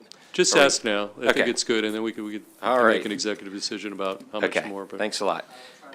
So we've had some, I represent parts of Hartford and Cecil counties. We've had a few hot button issues. I'm sure they've come up across other areas of the state, but while we have you in front of the committee here in the Senate of Maryland that deals with education, I appreciate, taking your best shot at it. Something you can't, maybe we can get back in touch later. There's been a lot of talk about school libraries and the books. So I'd like to know, what process does the state go through to acquire books for libraries? And is there some type of monitoring for explicit content? That is a local decision. The locals buy their books. And so we don't monitor and cross-check every single book that is being bought. That's locally done. And of course, if there is something inappropriate or illegal or something that comes in, there are various complaint processes that can be filed, but it depends what the complaint is. But when it comes to libraries and monitoring that and, being able to hover over libraries, that's not something we do. And we don't dictate also, we have basically, library services and media services and funding for that, and that goes down. But ultimately, local school systems build their own multimedia centers, as it's called nowadays. And so that's the answer to that question. But we don't regulate or legislate like the way Texas is doing when it comes to libraries, which is also driving Texas teachers out of the classroom. Okay, thank you. So that's solely a local issue, Yep. and I appreciate that. Okay. The next one, an issue that came up in Hartford County regarding locker rooms. Now, is that also a local determination on that, or does the state have any say on determining locker room policy? I believe you are trying to talk about the gender issues and Correct. conversations. that are- Came up at Havertide Grace High School. Yeah. So we don't regulate. However, we do have obligations to Title IX and students' rights based on what is both federal and state. And so if the student feels like they are being discriminated against who they are, then yes, we could get involved, but that has not happened. That's not been a thing that has come to the department.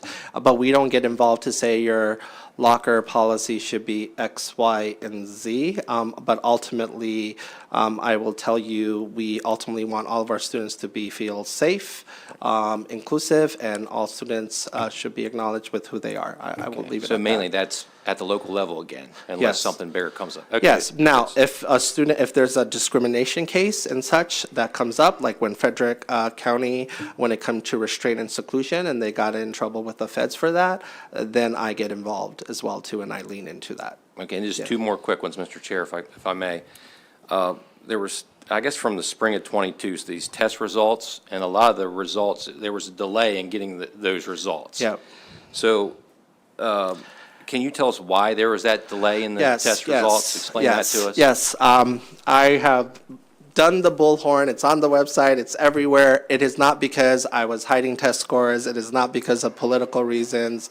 It is because Maryland decided to change its tests right before the pandemic from PARCC to MCAP. And when you change your tests, and then Maryland decided not to give the test in the spring, like a lot of other states, and do a modified version in the fall, which is not statistically reliable. So the first time MCAP was ever given was spring '22. When you give a test for the first time, you have to do federal standard setting. So a group of teachers and psychometricians come in and nerd out for several months and set cut points and cut scores. This is the only year why test scores came out in December and January. Going forward, they're going to come out rapid fire as soon as you put the scores in going into the summer. That is not because I made that decision, and trust me, I am not afraid of data and releasing it, so. Okay, thank you for Yeah, that yeah. answer. And one final thing, I'm curious with COVID relief funds, are some of those funds still available? And is there some sort of dashboard that can show how that money's been spent? Absolutely. We have a public dashboard. I did a whole deep dive and transparency around how they're spending it. I will tell you the narrative of districts not spending fast enough is a farce, and it is not true in the state of Maryland. Our districts are spending on pace and what they need to do. 3 tranches of money in historic amounts, and we literally have a dashboard that shows how much that they've spent. Clearly, they have spent out all of 90, almost 100% of tranche 1. They're in the middle of tranche 2, and then tranche 3 came later. So they have till 2024. In the midst of procurement, board votes, there's a difference between obligated funds and spent funds, right? It's a system matter, but Maryland schools are not spending fast enough is not a narrative that is true. But yes, we do have a public dashboard for that. It is, I will send the link to you and everything as well as the presentations. Yep. Okay, I'm going to go sort of in the order I saw the lights pop up. So we're going to go to Senator Carrozza, and then we're going to go to the Vice Chair. I did want to make, for your benefit, Ms. Superintendent, I think one thing section I would like upon reflection here, because the new governor is his agenda, I think the section of poverty, concentrations of poverty, this whole section of measuring responding, I would like you to get into that. I think it's consistent with what we've heard from Governor Moore. So with that, let's go to Senator Carrozza, and then we'll go to the Vice Chair, and then we'll pick up the remaining 3. So Senator Carrozza. Thank you, and I'll be brief. First of all, thank you for highlighting Worcester County and also for your frequent visits to the shore. I think the Worcester County student performance kind of shows your statement about looking at other certifications in addition to just the national board certifications, because a lot of those teachers made the effort to earn their master's degree. So I think that we can correlate performance and different certifications. So thank you for that. My 2 quick questions are, one, and I talked to one of my superintendents earlier today, and I know we didn't get into the child care section, but in rural areas, there are a lack of child care providers, and it puts obviously pressure then, I think, on the school construction budget, on finding space in the schools. So I wanted you to comment on that, and maybe in addition, you mentioned these separate rooms in schools for other issues rather than suspending students. They could be somewhere else in the school. That puts pressures on school construction. And then my other question, and just to raise it, you mentioned you are doing some reorganization within your own department to reflect implementation of Kerwin. And my hope is that, and I know there's been some staff turnover that might have affected communications down to the local level. So I don't know in your restructuring, and if there's been staff turnover, if that would maybe increase communications down to the local level. Going to address, gotta wait for that light, gotta remember that. I'm going to address the latter. I am faster than the department is faster than it's ever been. And yeah, like other governmental entities, yeah, I had to reorg. I had to restart the procurement department. I had to clean up retroactive contracts. I had to close the doors vacancy rate. People forget that I also have doors. I brought that down from 0 to 175. We had 300 some vacancies. It's at 150. I am pushing DBM to be able to set salaries at where they need to be. I have a bill coming to the floor, Senator Gazzoni, to give me that flexibility. I know Comptroller Learman would like that. I know our new AG would like that. There's a reason for that. And so I had to get so many exceptions to put the team around me. If there is a specific issue that we had a delay in, I'd like to know, right? I always, when I hear something like that, I want to know what it is specifically. But I may not have been clear. Not so much delay. I think it was more when, as these, like the question that I asked Yeah. about trying to find that balance between the standards and the framework Yeah. and how it impacts locally with curriculum. I Yeah. think trying to get a sense of where's that balance, is it, and so, Yeah, I guess I'm trying to understand more, but has there been a delay in something? It's hard for me to figure out what you're referring to. no delay. Okay, That okay. delay is not the issue. The Okay. issue is more, I think trying to understand on some issues, particularly as they're being reworked, Yeah. where you, as the state superintendent, may be leaning. And maybe that's helpful to us at the local level earlier on. I got it. I see what you're saying. Okay. But it is important to also know that I inherited many things that were already adopted, right? And so I am implementing that and reinforcing that while also cleaning that up, right? On the health framework, I had to make sure that I clarified better for people what was and what wasn't, for example, right? And worked with Carroll County around that because they had a opt-out policy that they wanted to do, and we did that. And so, so those are examples of it. But like, the documents on the department, if you've ever heard of the time tax, right? And the time tax is usually through government processes and forms and websites that are like not the prettiest and how to navigate them. So I'm also doing that refacing as well too and blasting that out more better and easily accessible. So, so in terms of being able to get ahead and people know what I'm thinking, absolutely. I spend entire days when I go visit. I don't know if you know how I visit. I don't like dog and pony shows. I come in the morning, I pick a student, I shadow them, I do their announcements, I do their assignments and everything. I'll do PE, I'll do crisscross applesauce and all of that, right? And then the next portion after for those 4 hours, I shadow a principal for 2 hours, and then I hang out with the superintendent. And so I leave at 7, 8 p.m. I And so, appreciate that, because yeah, I have so- followed you in my district. Yeah, so I am, people will know what I'm thinking all the time. I promise you that. And so if there's a specific issue, then please let me know. But overall, there are things that have been adopted that I'm still uncovering, and I'm a year and a half in. Right. Yeah, so. Thank yeah. you. Vice Chair Kagan. Thank you very much, Mr. Chairman.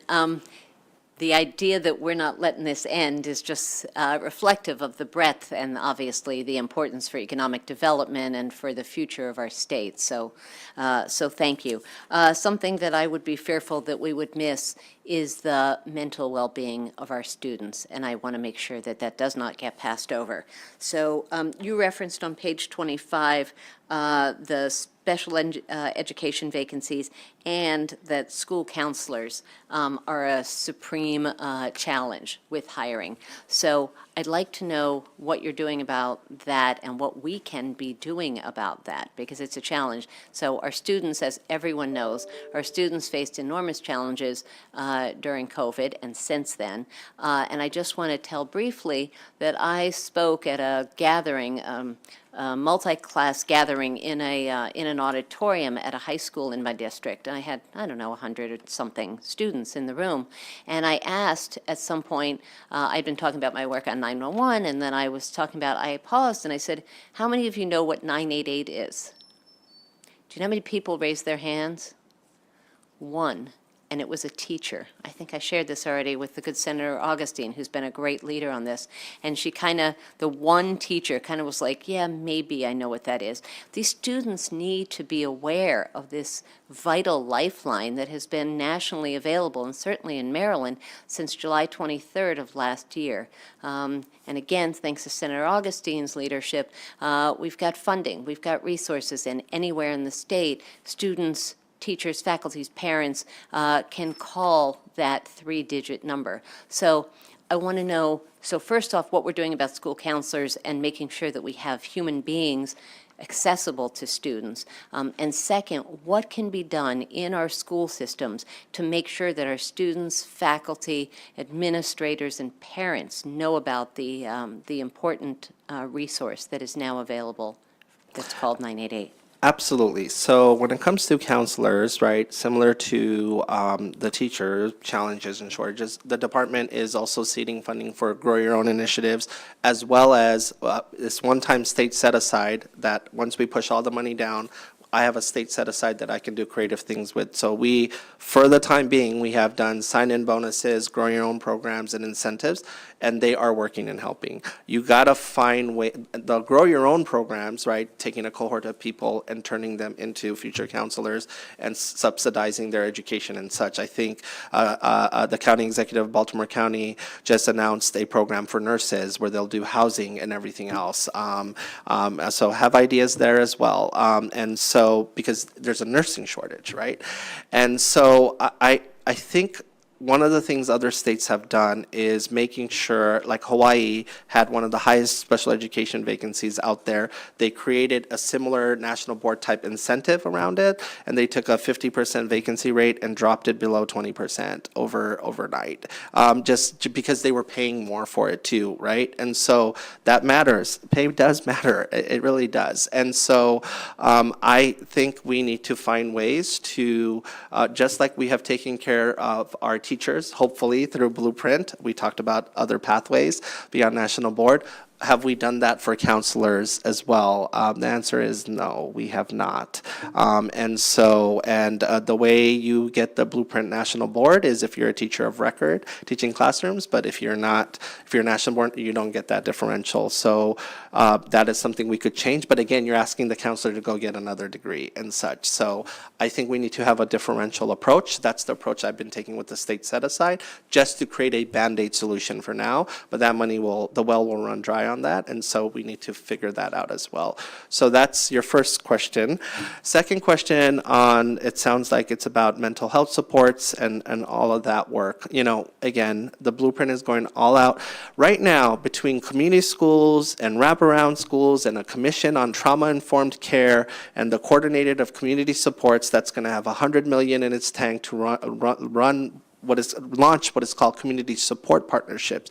It's a lot of money on the ground right now that I could have only dreamed of in Texas, because that's something that wasn't as invested in the wraparound service as well.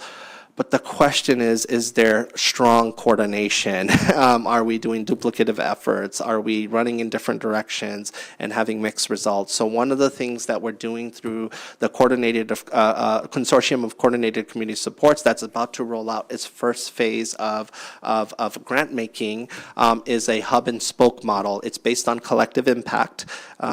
So.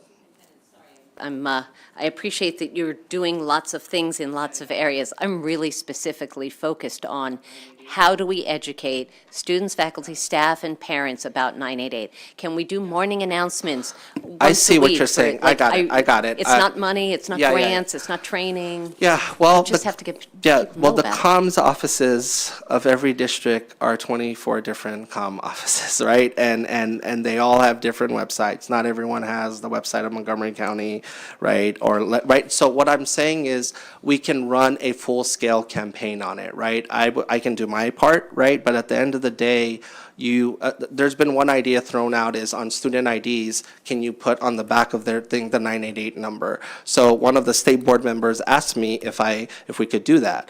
I said we can, but I can't just mandate it as state superintendent. Now, there are things I can lean into, but is that the thing that I go ahead and say start doing overnight? But that is a small thing you can do that on their ID on the back, there is always someone you can reach out and help. That was an idea, for example. So I think those are the kinds of things we could do. It's a cool idea. I think sometimes we make things more complicated Yeah. than they need to be. Yeah. So I like that idea, but if that's not something that's quick and easy, I think quick and easy, the 10th grader who's depressed today and might be considering suicide needs to know about 988, and she or he doesn't.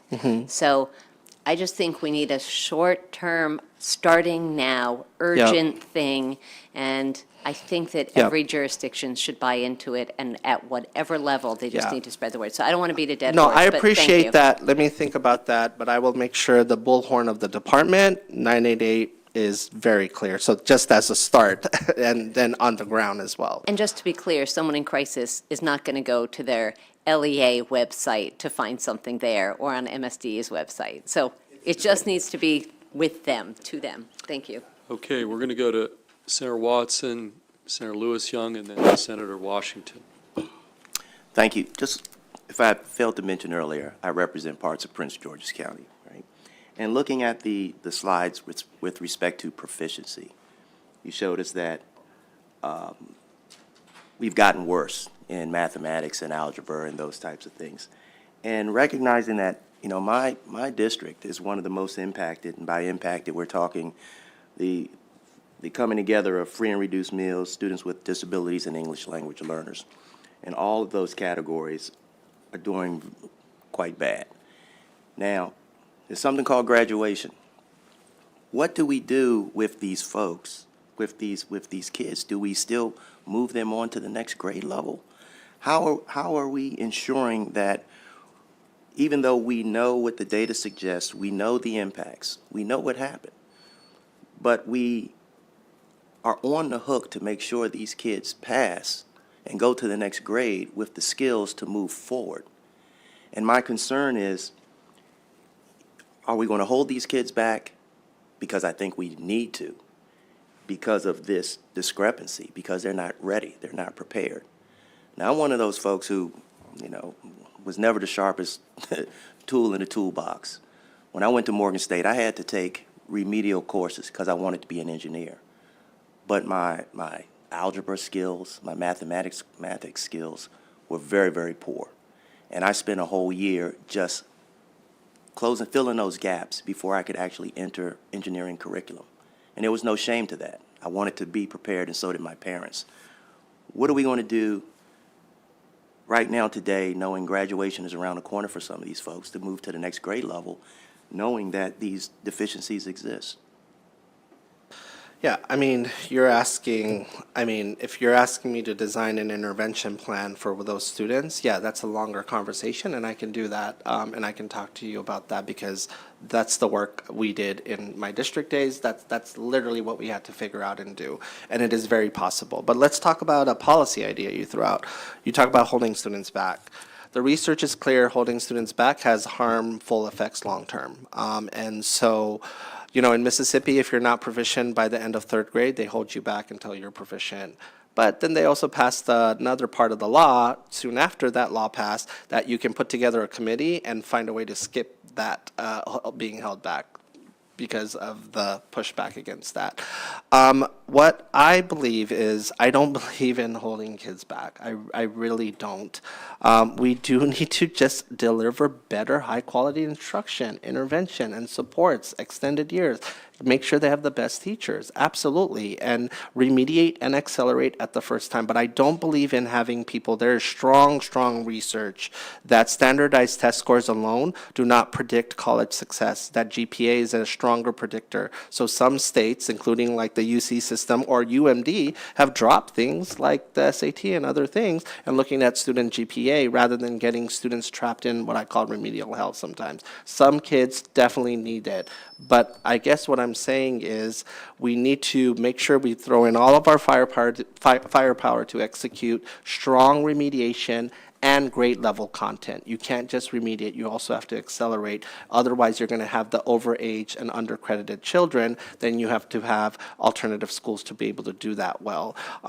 So it's an execution challenge at the end of the day. It is not just funding. Funding matters, and Maryland has been progressive. I think we could do a bit better, but I think overall it's an execution matter. It's an execution. So, you know, you give me a school's demographic in Prince George's that is struggling or not doing well, and then I show you another school with similar demographics that is kicking butt, right? What is the gap there, right? And so as the department, I need to apply healthy pressure to make sure there's no mystery on how to execute, right? But ultimately, that superintendent and that board and those teachers and that principal have to execute. Ultimately, they have to execute, right? And if they're not executing, then you need to make a dramatic change. And I'll leave it at that. Yeah.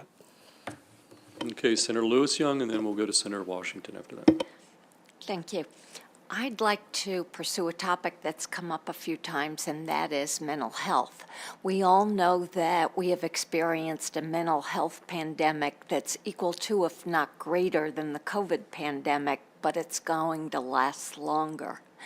Do you know to what extent mental health issues have been a driver of performance. Is there a high correlation to any kind of performance deterioration? And if so, do you have the ability to track that and target corrective action programs that were funded by the blueprint to those students with mental health challenges?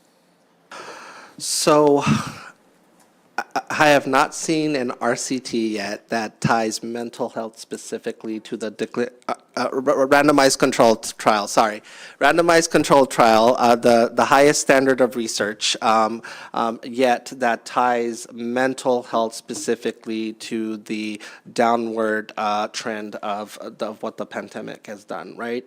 I've seen causal statements and inferences, and of course, people feel like if students are depressed, they're not going to learn. That absolutely, right?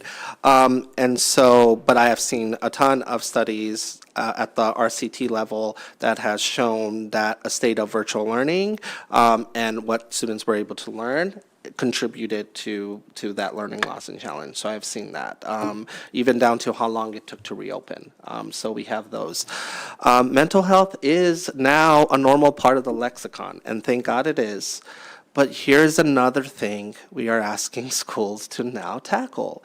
And so you're asking the teacher who is a veteran to now screen for mental health, right? And hopefully our wraparound supports and all of the dollars, the millions of dollars, billions of dollars we're about to put in for wraparound supports and referral and such, that infrastructure gets built out. That infrastructure right now, it is all over the place, right? Some school systems are doing a great job with that, where the teacher sees depression and can refer out. The teacher themselves can't deal with that depression on their own. They just can't. And so that's what the blueprint's seeking to do. And that's what the coordinated, the consortium that Senator Hester talked about is going to do. That's $100 million to establish partnerships for referral services. So within a 1-hour drive, every student has access in the state to a behavioral and mental health support system via either telehealth or in-person services. That's what we're trying to build. We don't have it right now, but the notion of now mental health, schools, you got to figure out mental health too, right? And so, and I'm not saying that's not a thing we should say, but they're not going to be the ones who have to figure this out. It has to be the infrastructure around them. It just does. And I hope we put equal energy to build that infrastructure around them. And we pass those laws and policies to do that first, versus thinking that the school itself can solve that, because they can't at scale. Yeah. Senator Washington. Thank you. Because of the late hours, I'm just going to sort of lay out some questions and subject areas, and maybe, Mr. Chair, if we do decide to use committees, perhaps the Education Committee could spend time, subcommittee could spend time on this. So you talked about, well, you provided us the kindergarten readiness assessment. That's on page 27, and even though we've gone up 2 years, we've gone up 2 points in the last 2 years, we're still behind. We also know that COVID, in terms of early childhood, child care, and early learning, and that the blueprint has really doubled down on increasing the qualifications for our early childhood providers. I just actually had a question about the support or the staffing of the Division of Early Childhood. And I've noticed you have families, child care providers, pre-K, that is a lot. So do you have leads? How is the early childhood division working? Because they're going to have to manage all of this. And do you have all the pins that they had pre-pandemic? Are they there now? And are there vacancies in that division? So, the department has been cut by close to 500 plus pins over the last 8 years. So I mean, that's not within my control. No, And I so just the need to first follow time that. it was not cut was during my first year when I went to my DBM budget hearing, and I made the case. And in fact, I got 10 new pins. One group that I obsess about, two groups of employees I obsess about a lot, is indoors, you have vocational rehabilitation specialists who are essentially the counselors who support Marylanders with disabilities who have to go back to work, right? That place had like 100+ vacancies, multi-year. I have dropped that down to 0. And the other one are my regional licensing specialists who work down, who basically inspect childcare, support childcare, set them up for success. The ratios are not right. They're so just, in I have terms of 18 providing- vacancies there, right. 18 vacancies. I dropped it down. But if you ask me, Superintendent, you have a wish list, and you can get up to, 50 vacancies or 100 vacancies, I would put them in the vocational rehabilitation specialist and the regional licensing specialist, and I would also increase their pay. Yeah, because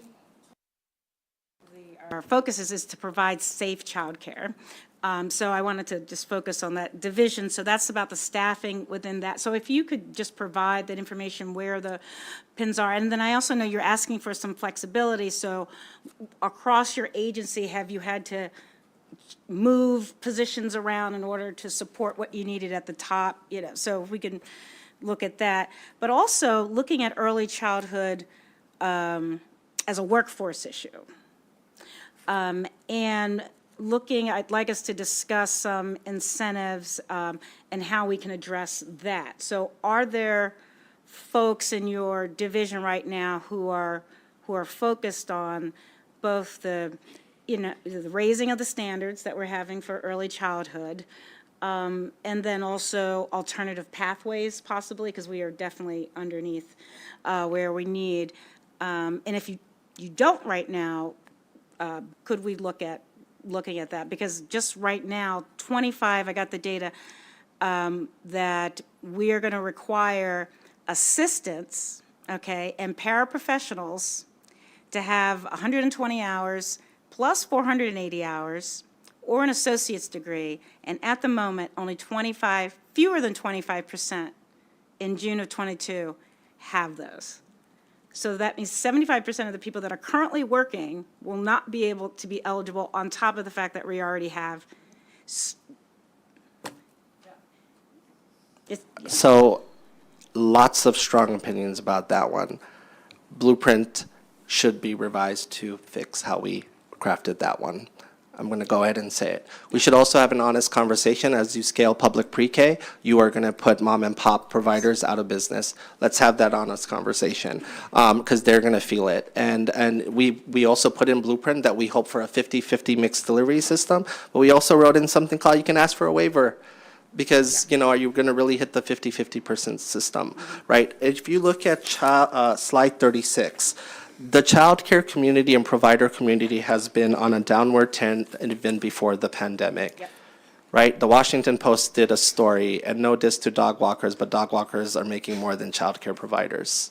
You are asking mom and pop providers, we have 7,000 providers, 5,000 which are family childcare providers, many women of color, to level up, to get a degree, to get that per pupil amount.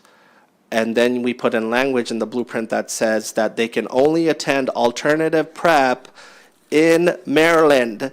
They can't attend in the 8 programs that DC has that is much flexible with evening hours and courses and everything else that also gives credit for something called prior learning assessments. Because I can bet you a 20-year provider can teach something to all those students who have not even stepped into a private provider, and you should find a way to give credit for life. We don't do that in this state right now. I have approved a Montgomery College program where by the end of the year they are to build a prior learning assessment process. That would be the first ever if we did that here. And so we should revise that language to allow providers to enroll in programs all across the country that are all of high quality, including our neighboring states, because we don't have alternative prep. We only have one. We don't have a lot. We should also give more dollars on the front end and then help them enroll in programs with that. And then when you close out your degree or your courses with prior learning assessments, then you can get the full per pupil of Blueprint. Right now, the way we said is get there and then I'll give it to you. There's no way, in a 40-hour week, a mom and pop, when are they going to do that and take classes? So, yeah, I can keep going Just to on add, this issue, but we're I'm on just. that. No, yeah. I'm soliciting the responses that I need. Surprisingly, this is good. And then the final to that is that if you are a family child provider and you have your own business right now and you want to get this certification, the only place that you can have your teaching observed is in a public system. So you have to close down your business or find somebody to run your business in order to get this certification. So I also would agree that that's something we need to fix. But thank you, Mr. Chair. Okay, let's go to Senator Hester, and then Senator Augustine. We're going to have the final word on this section, because I would like you maybe to hit this one other area there. So Senator Hester, and then Senator Augustine. Yes, thank you, Mr. Chair, and I'll be quick, and maybe we can talk about this offline. I mean, you've obviously done a ton of thinking about it, and as the senator to my right pointed out, I mean, these are kind of the unintended consequences of the blueprint. And so just process-wise, are you introducing, like, a bill? Are you working with anybody to introduce something to correct this? Or are we kind of just, and we can take it offline if you need to. If you ask me tomorrow to give you exactly what to do on that bill to fix that process, to do childcare better, I can give it to you. I have it in my head. As a new Marylander, and my daughter who is 7 months and growing, and I don't think do I have permission yet to mess with their blueprint? And so, but now I've realized, you know what, I'm the state superintendent. They entrusted me to do that kind of stuff. And so I would. Do I have a bill thrown out to this year? No, I do not. But if I see one coming and I see it, I'm like, all right, I can work with that one. Then I will weigh in heavily, loudly, and passionately. So, yeah. Very well. With that, we're going to go to Senator Augustine. Thank you, Mr. Chair, and Senator Hester. Yeah, no, I was just saying, you channeled my question, actually, for the superintendent. But before I say that, I just want to thank you for being very, very accessible and for sharing your expertise, at least I know with me, and a real willingness to get to understand and to know our state, and a real commitment to our children. And you always have been, I mean, you're just very, very accessible. So I'm really grateful for that. I truly am grateful for that. Yeah. Now, what I want to say, though, is in keeping with what Senator Hester said, there's a lot going on here, but I'm looking through, and I'm in agreement with her. What I would really be grateful for would be some policy recommendations about what we should be looking and thinking about doing in statute that require statutory change. I would really be grateful for that. If it's something that would be offline that we could then consider and really look at, that in your expertise and your data that supports it, that we can make some things better, I really would appreciate that. So you are on the same path, and so I just would say the same thing. Thank you. Not to put the pressure on, but we do have a bill request deadline on Friday, which is tomorrow. Like tomorrow. So if you can, give some contemplation tonight and if there's some, okay. Well, and by the way, let me also say, if there are already vehicles in bill drafting, Yeah. bills can get amended. Yeah. Okay, you don't need a fresh new bill Yeah. request. Yeah. Okay, so that's another way around the bill request I got deadline. it.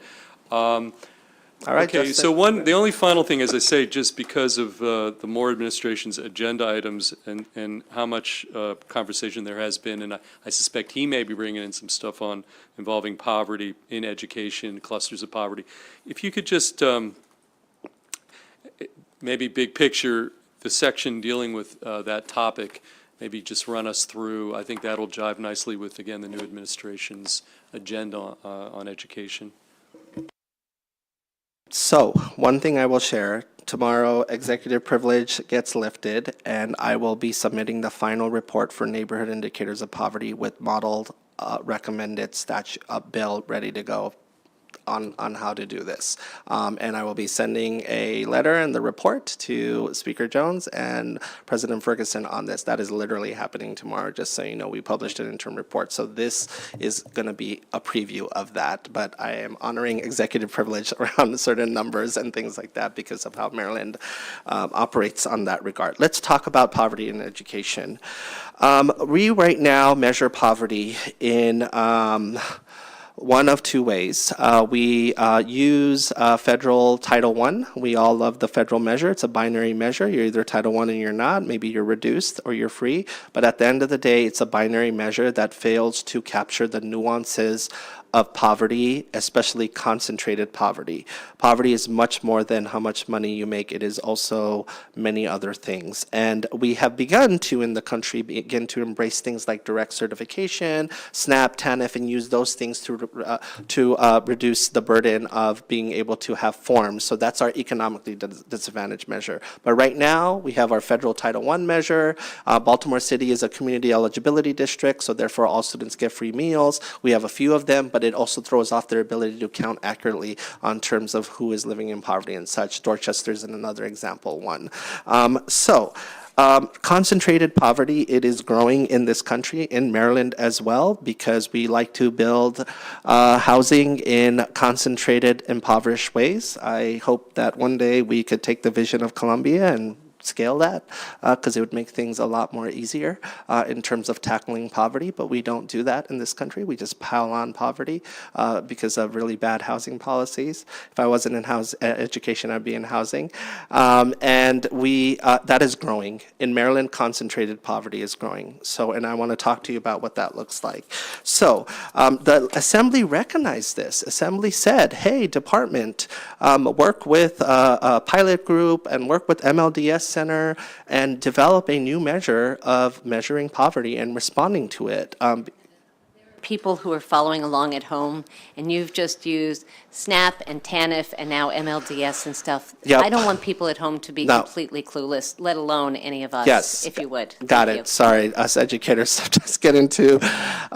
So SNAP, TANF, right, the temporary assistant for food and nutrition, supplemental nutrition program, right, all of those programs are government safety net programs to help people cover food and make up income gaps and needs and things that they need to be able to live their day-to-day life. It is something that we do here in our country, and of course we use that when families enroll in that. We want to automatically go ahead and say, let's not do another form. Let's use that enrollment to count the poverty count there. So that's what that is. And then what was the other one I used? MLDS, the Maryland Longitudinal Data Systems Center, housed in the Nancy Grasmick building, is something that I am blessed to have this awesome tranche of data to be able to look at things longitudinally. So, we are we published a final report in October, but the problem with the way the Assembly did that final report is I don't get all of my enrollment count until after November 30th. And so we had to do another final report. So that is officially coming on Friday, along with a dollar sign and price tag in terms of what it would cost. And so currently in Blueprint, you do the concentration of poverty grant, recognizing that while telling the department to go find a better way. So in Blueprint, it started with 80% economically disadvantaged using the traditional measures of Title I and SNAP and TANF, and then it's going to go down to 50%. And we are still not at 50% yet, but it's going down every year, and you get a concentration of poverty grant. The first year, you get a concentration of poverty grant. You have to hire, it's a personnel grant. You have to hire a full-time healthcare practitioner as well as a community school coordinator. You have to do a needs assessment, and then the second year, you get a per pupil bump permanently to implement the community school model. So that is currently how Blueprint is trying to tackle concentration in poverty and the adequacy. We have 358 community schools right now, and that number will increase. Here's what the distribution of community schools looks like, page 46. Let me go ahead and talk about this new method that we are proposing. So we are looking at a new method that looks at a student's poverty level beyond just median income. We want to look at socioeconomic status because we know socioeconomic status matters. And so we are looking at census data, and this is something that's built off of other work that's happening in the country. I implemented this model statewide in Texas as well. And so really quickly, I want you to look at the components of the census and specifically look at the block level. The analysis I'm going to show you today is at the block level. It's much more closer to the neighborhoods and the communities that students are growing in. Here's what Maryland's neighborhood tiers look like. That's what we're calling it, Maryland Neighborhood Tiers, MINT. And that's what you're going to see in what I'm going to submit tomorrow, as well as in the interim report. What you essentially do is you take the factors of homeownership, single-parent households, education level, which is spliced up by some high school, some college, etc., and you look at median household income, and you create a depth of poverty measure. And then you take all your census blocks, and you take all of Maryland's census blocks, and you rack and stack them each other, and you create a depth of poverty measures. Tier 5 are your lowest socioeconomic status, highest poverty group. Notice how everything else trends with it. And then Tier 1 is your most affluent group in terms of and high socioeconomic status. Let's look at what this looks like after we ran the data. By the way, you need student addresses to do this, and we had a close to almost 100% match rate with this, with MLDS. So this is Maryland. Red is your Tier 5 neighborhoods and communities, and Tier 1 is green. We go down to the school level, so we give every individual school a depth of poverty score, and you'll see what I mean by that. Here's what our local education agencies look like. Baltimore City, look at how many census blocks they serve that are in Tier 5, right? 55% of Baltimore City. Those teachers have a very tough assignment.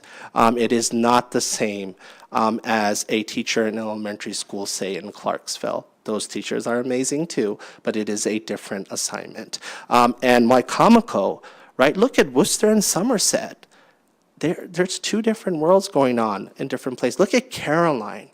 I know we say the shore is different, but within the shore is also different. And so now let's go ahead and show you by LEA. Look at just taking the highest tiers, Tier 4 and Tier 5. State average is 44%, right? And look at how many districts serve highest depth of poverty. And by the way, this tracks with achievement. This also tracks with the lowest performing schools in the state year over year over year. So the blueprint sought to give more dollars for adequacy. This argument here is that we can do much better with adequacy. And so that's what the MINT proposal is, using neighborhood tiers. Look at this case study in Baltimore City. And we do multiple case studies in the report. You have Lakeland Elementary School / Middle and Francis Scott Key Elementary. Currently, in the concentration of poverty grant that the blueprint uses, they get the similar amount of dollars. They are not serving the same students. Look at the Lakeland Elementary School student body, Tier 5, compared to Francis Scott Key Elementary, which is a great school as well. I've been there, but it is not the same assignment, but yet our funding methodology treats them the same. And so, essentially, what we will be proposing is a new way to do concentration of poverty dollars and allocations. I'm also going to throw in an idea in there about how to create another pathway to give differential pay to teachers who teach at these schools. It is going to be in that bill. And I have crafted it, and it's going to be in the report, and it is up to you. I'm going to give you two options for a bill. One's a little more expensive than the other, but at the end of the day, it is up to the Assembly to consider what they want to do with that. And I believe there is already a sponsor in the House who is passionate about doing this work and will be championing it. I don't know what the cross-file looks like, but that is essentially what this concentration of poverty work looks like. Okay, well, let me just commend you. I mean, excellent presentation today. I'll commend the committee as well. I mean, I think between the Tuesday briefing and today, questions have been outstanding. I mean, really informative. And so with that, Mr. Superintendent, look forward to working with you some more here in the committee, and thank you. Thank you very much. Thank you for having me. Thank you. Any Anything for the good of the order for the committee before we adjourn? And by the way, I do have to say, there is more here, but for some, yeah, there's a lot more here that's in the packet, so, but I think we hit the highlights. Yes, anything for the good of the order? Yeah, just, again, so thank you for flagging that there is a lot of more good stuff. I'm sitting here and programming, I've already put out there the link to the new Blueprint website, and now there's a teach.maryland.gov website, if you've ever thought about being a teacher, career changing, and, you know, all that. I think we ought to, those people who do social media, let's try pushing some of this out there and see if we can be part of the solution. Thank you. Good idea. Any other, anything else committee-wise? Okay, well, that said, again, good day, good briefing. The meeting is hereby adjourned.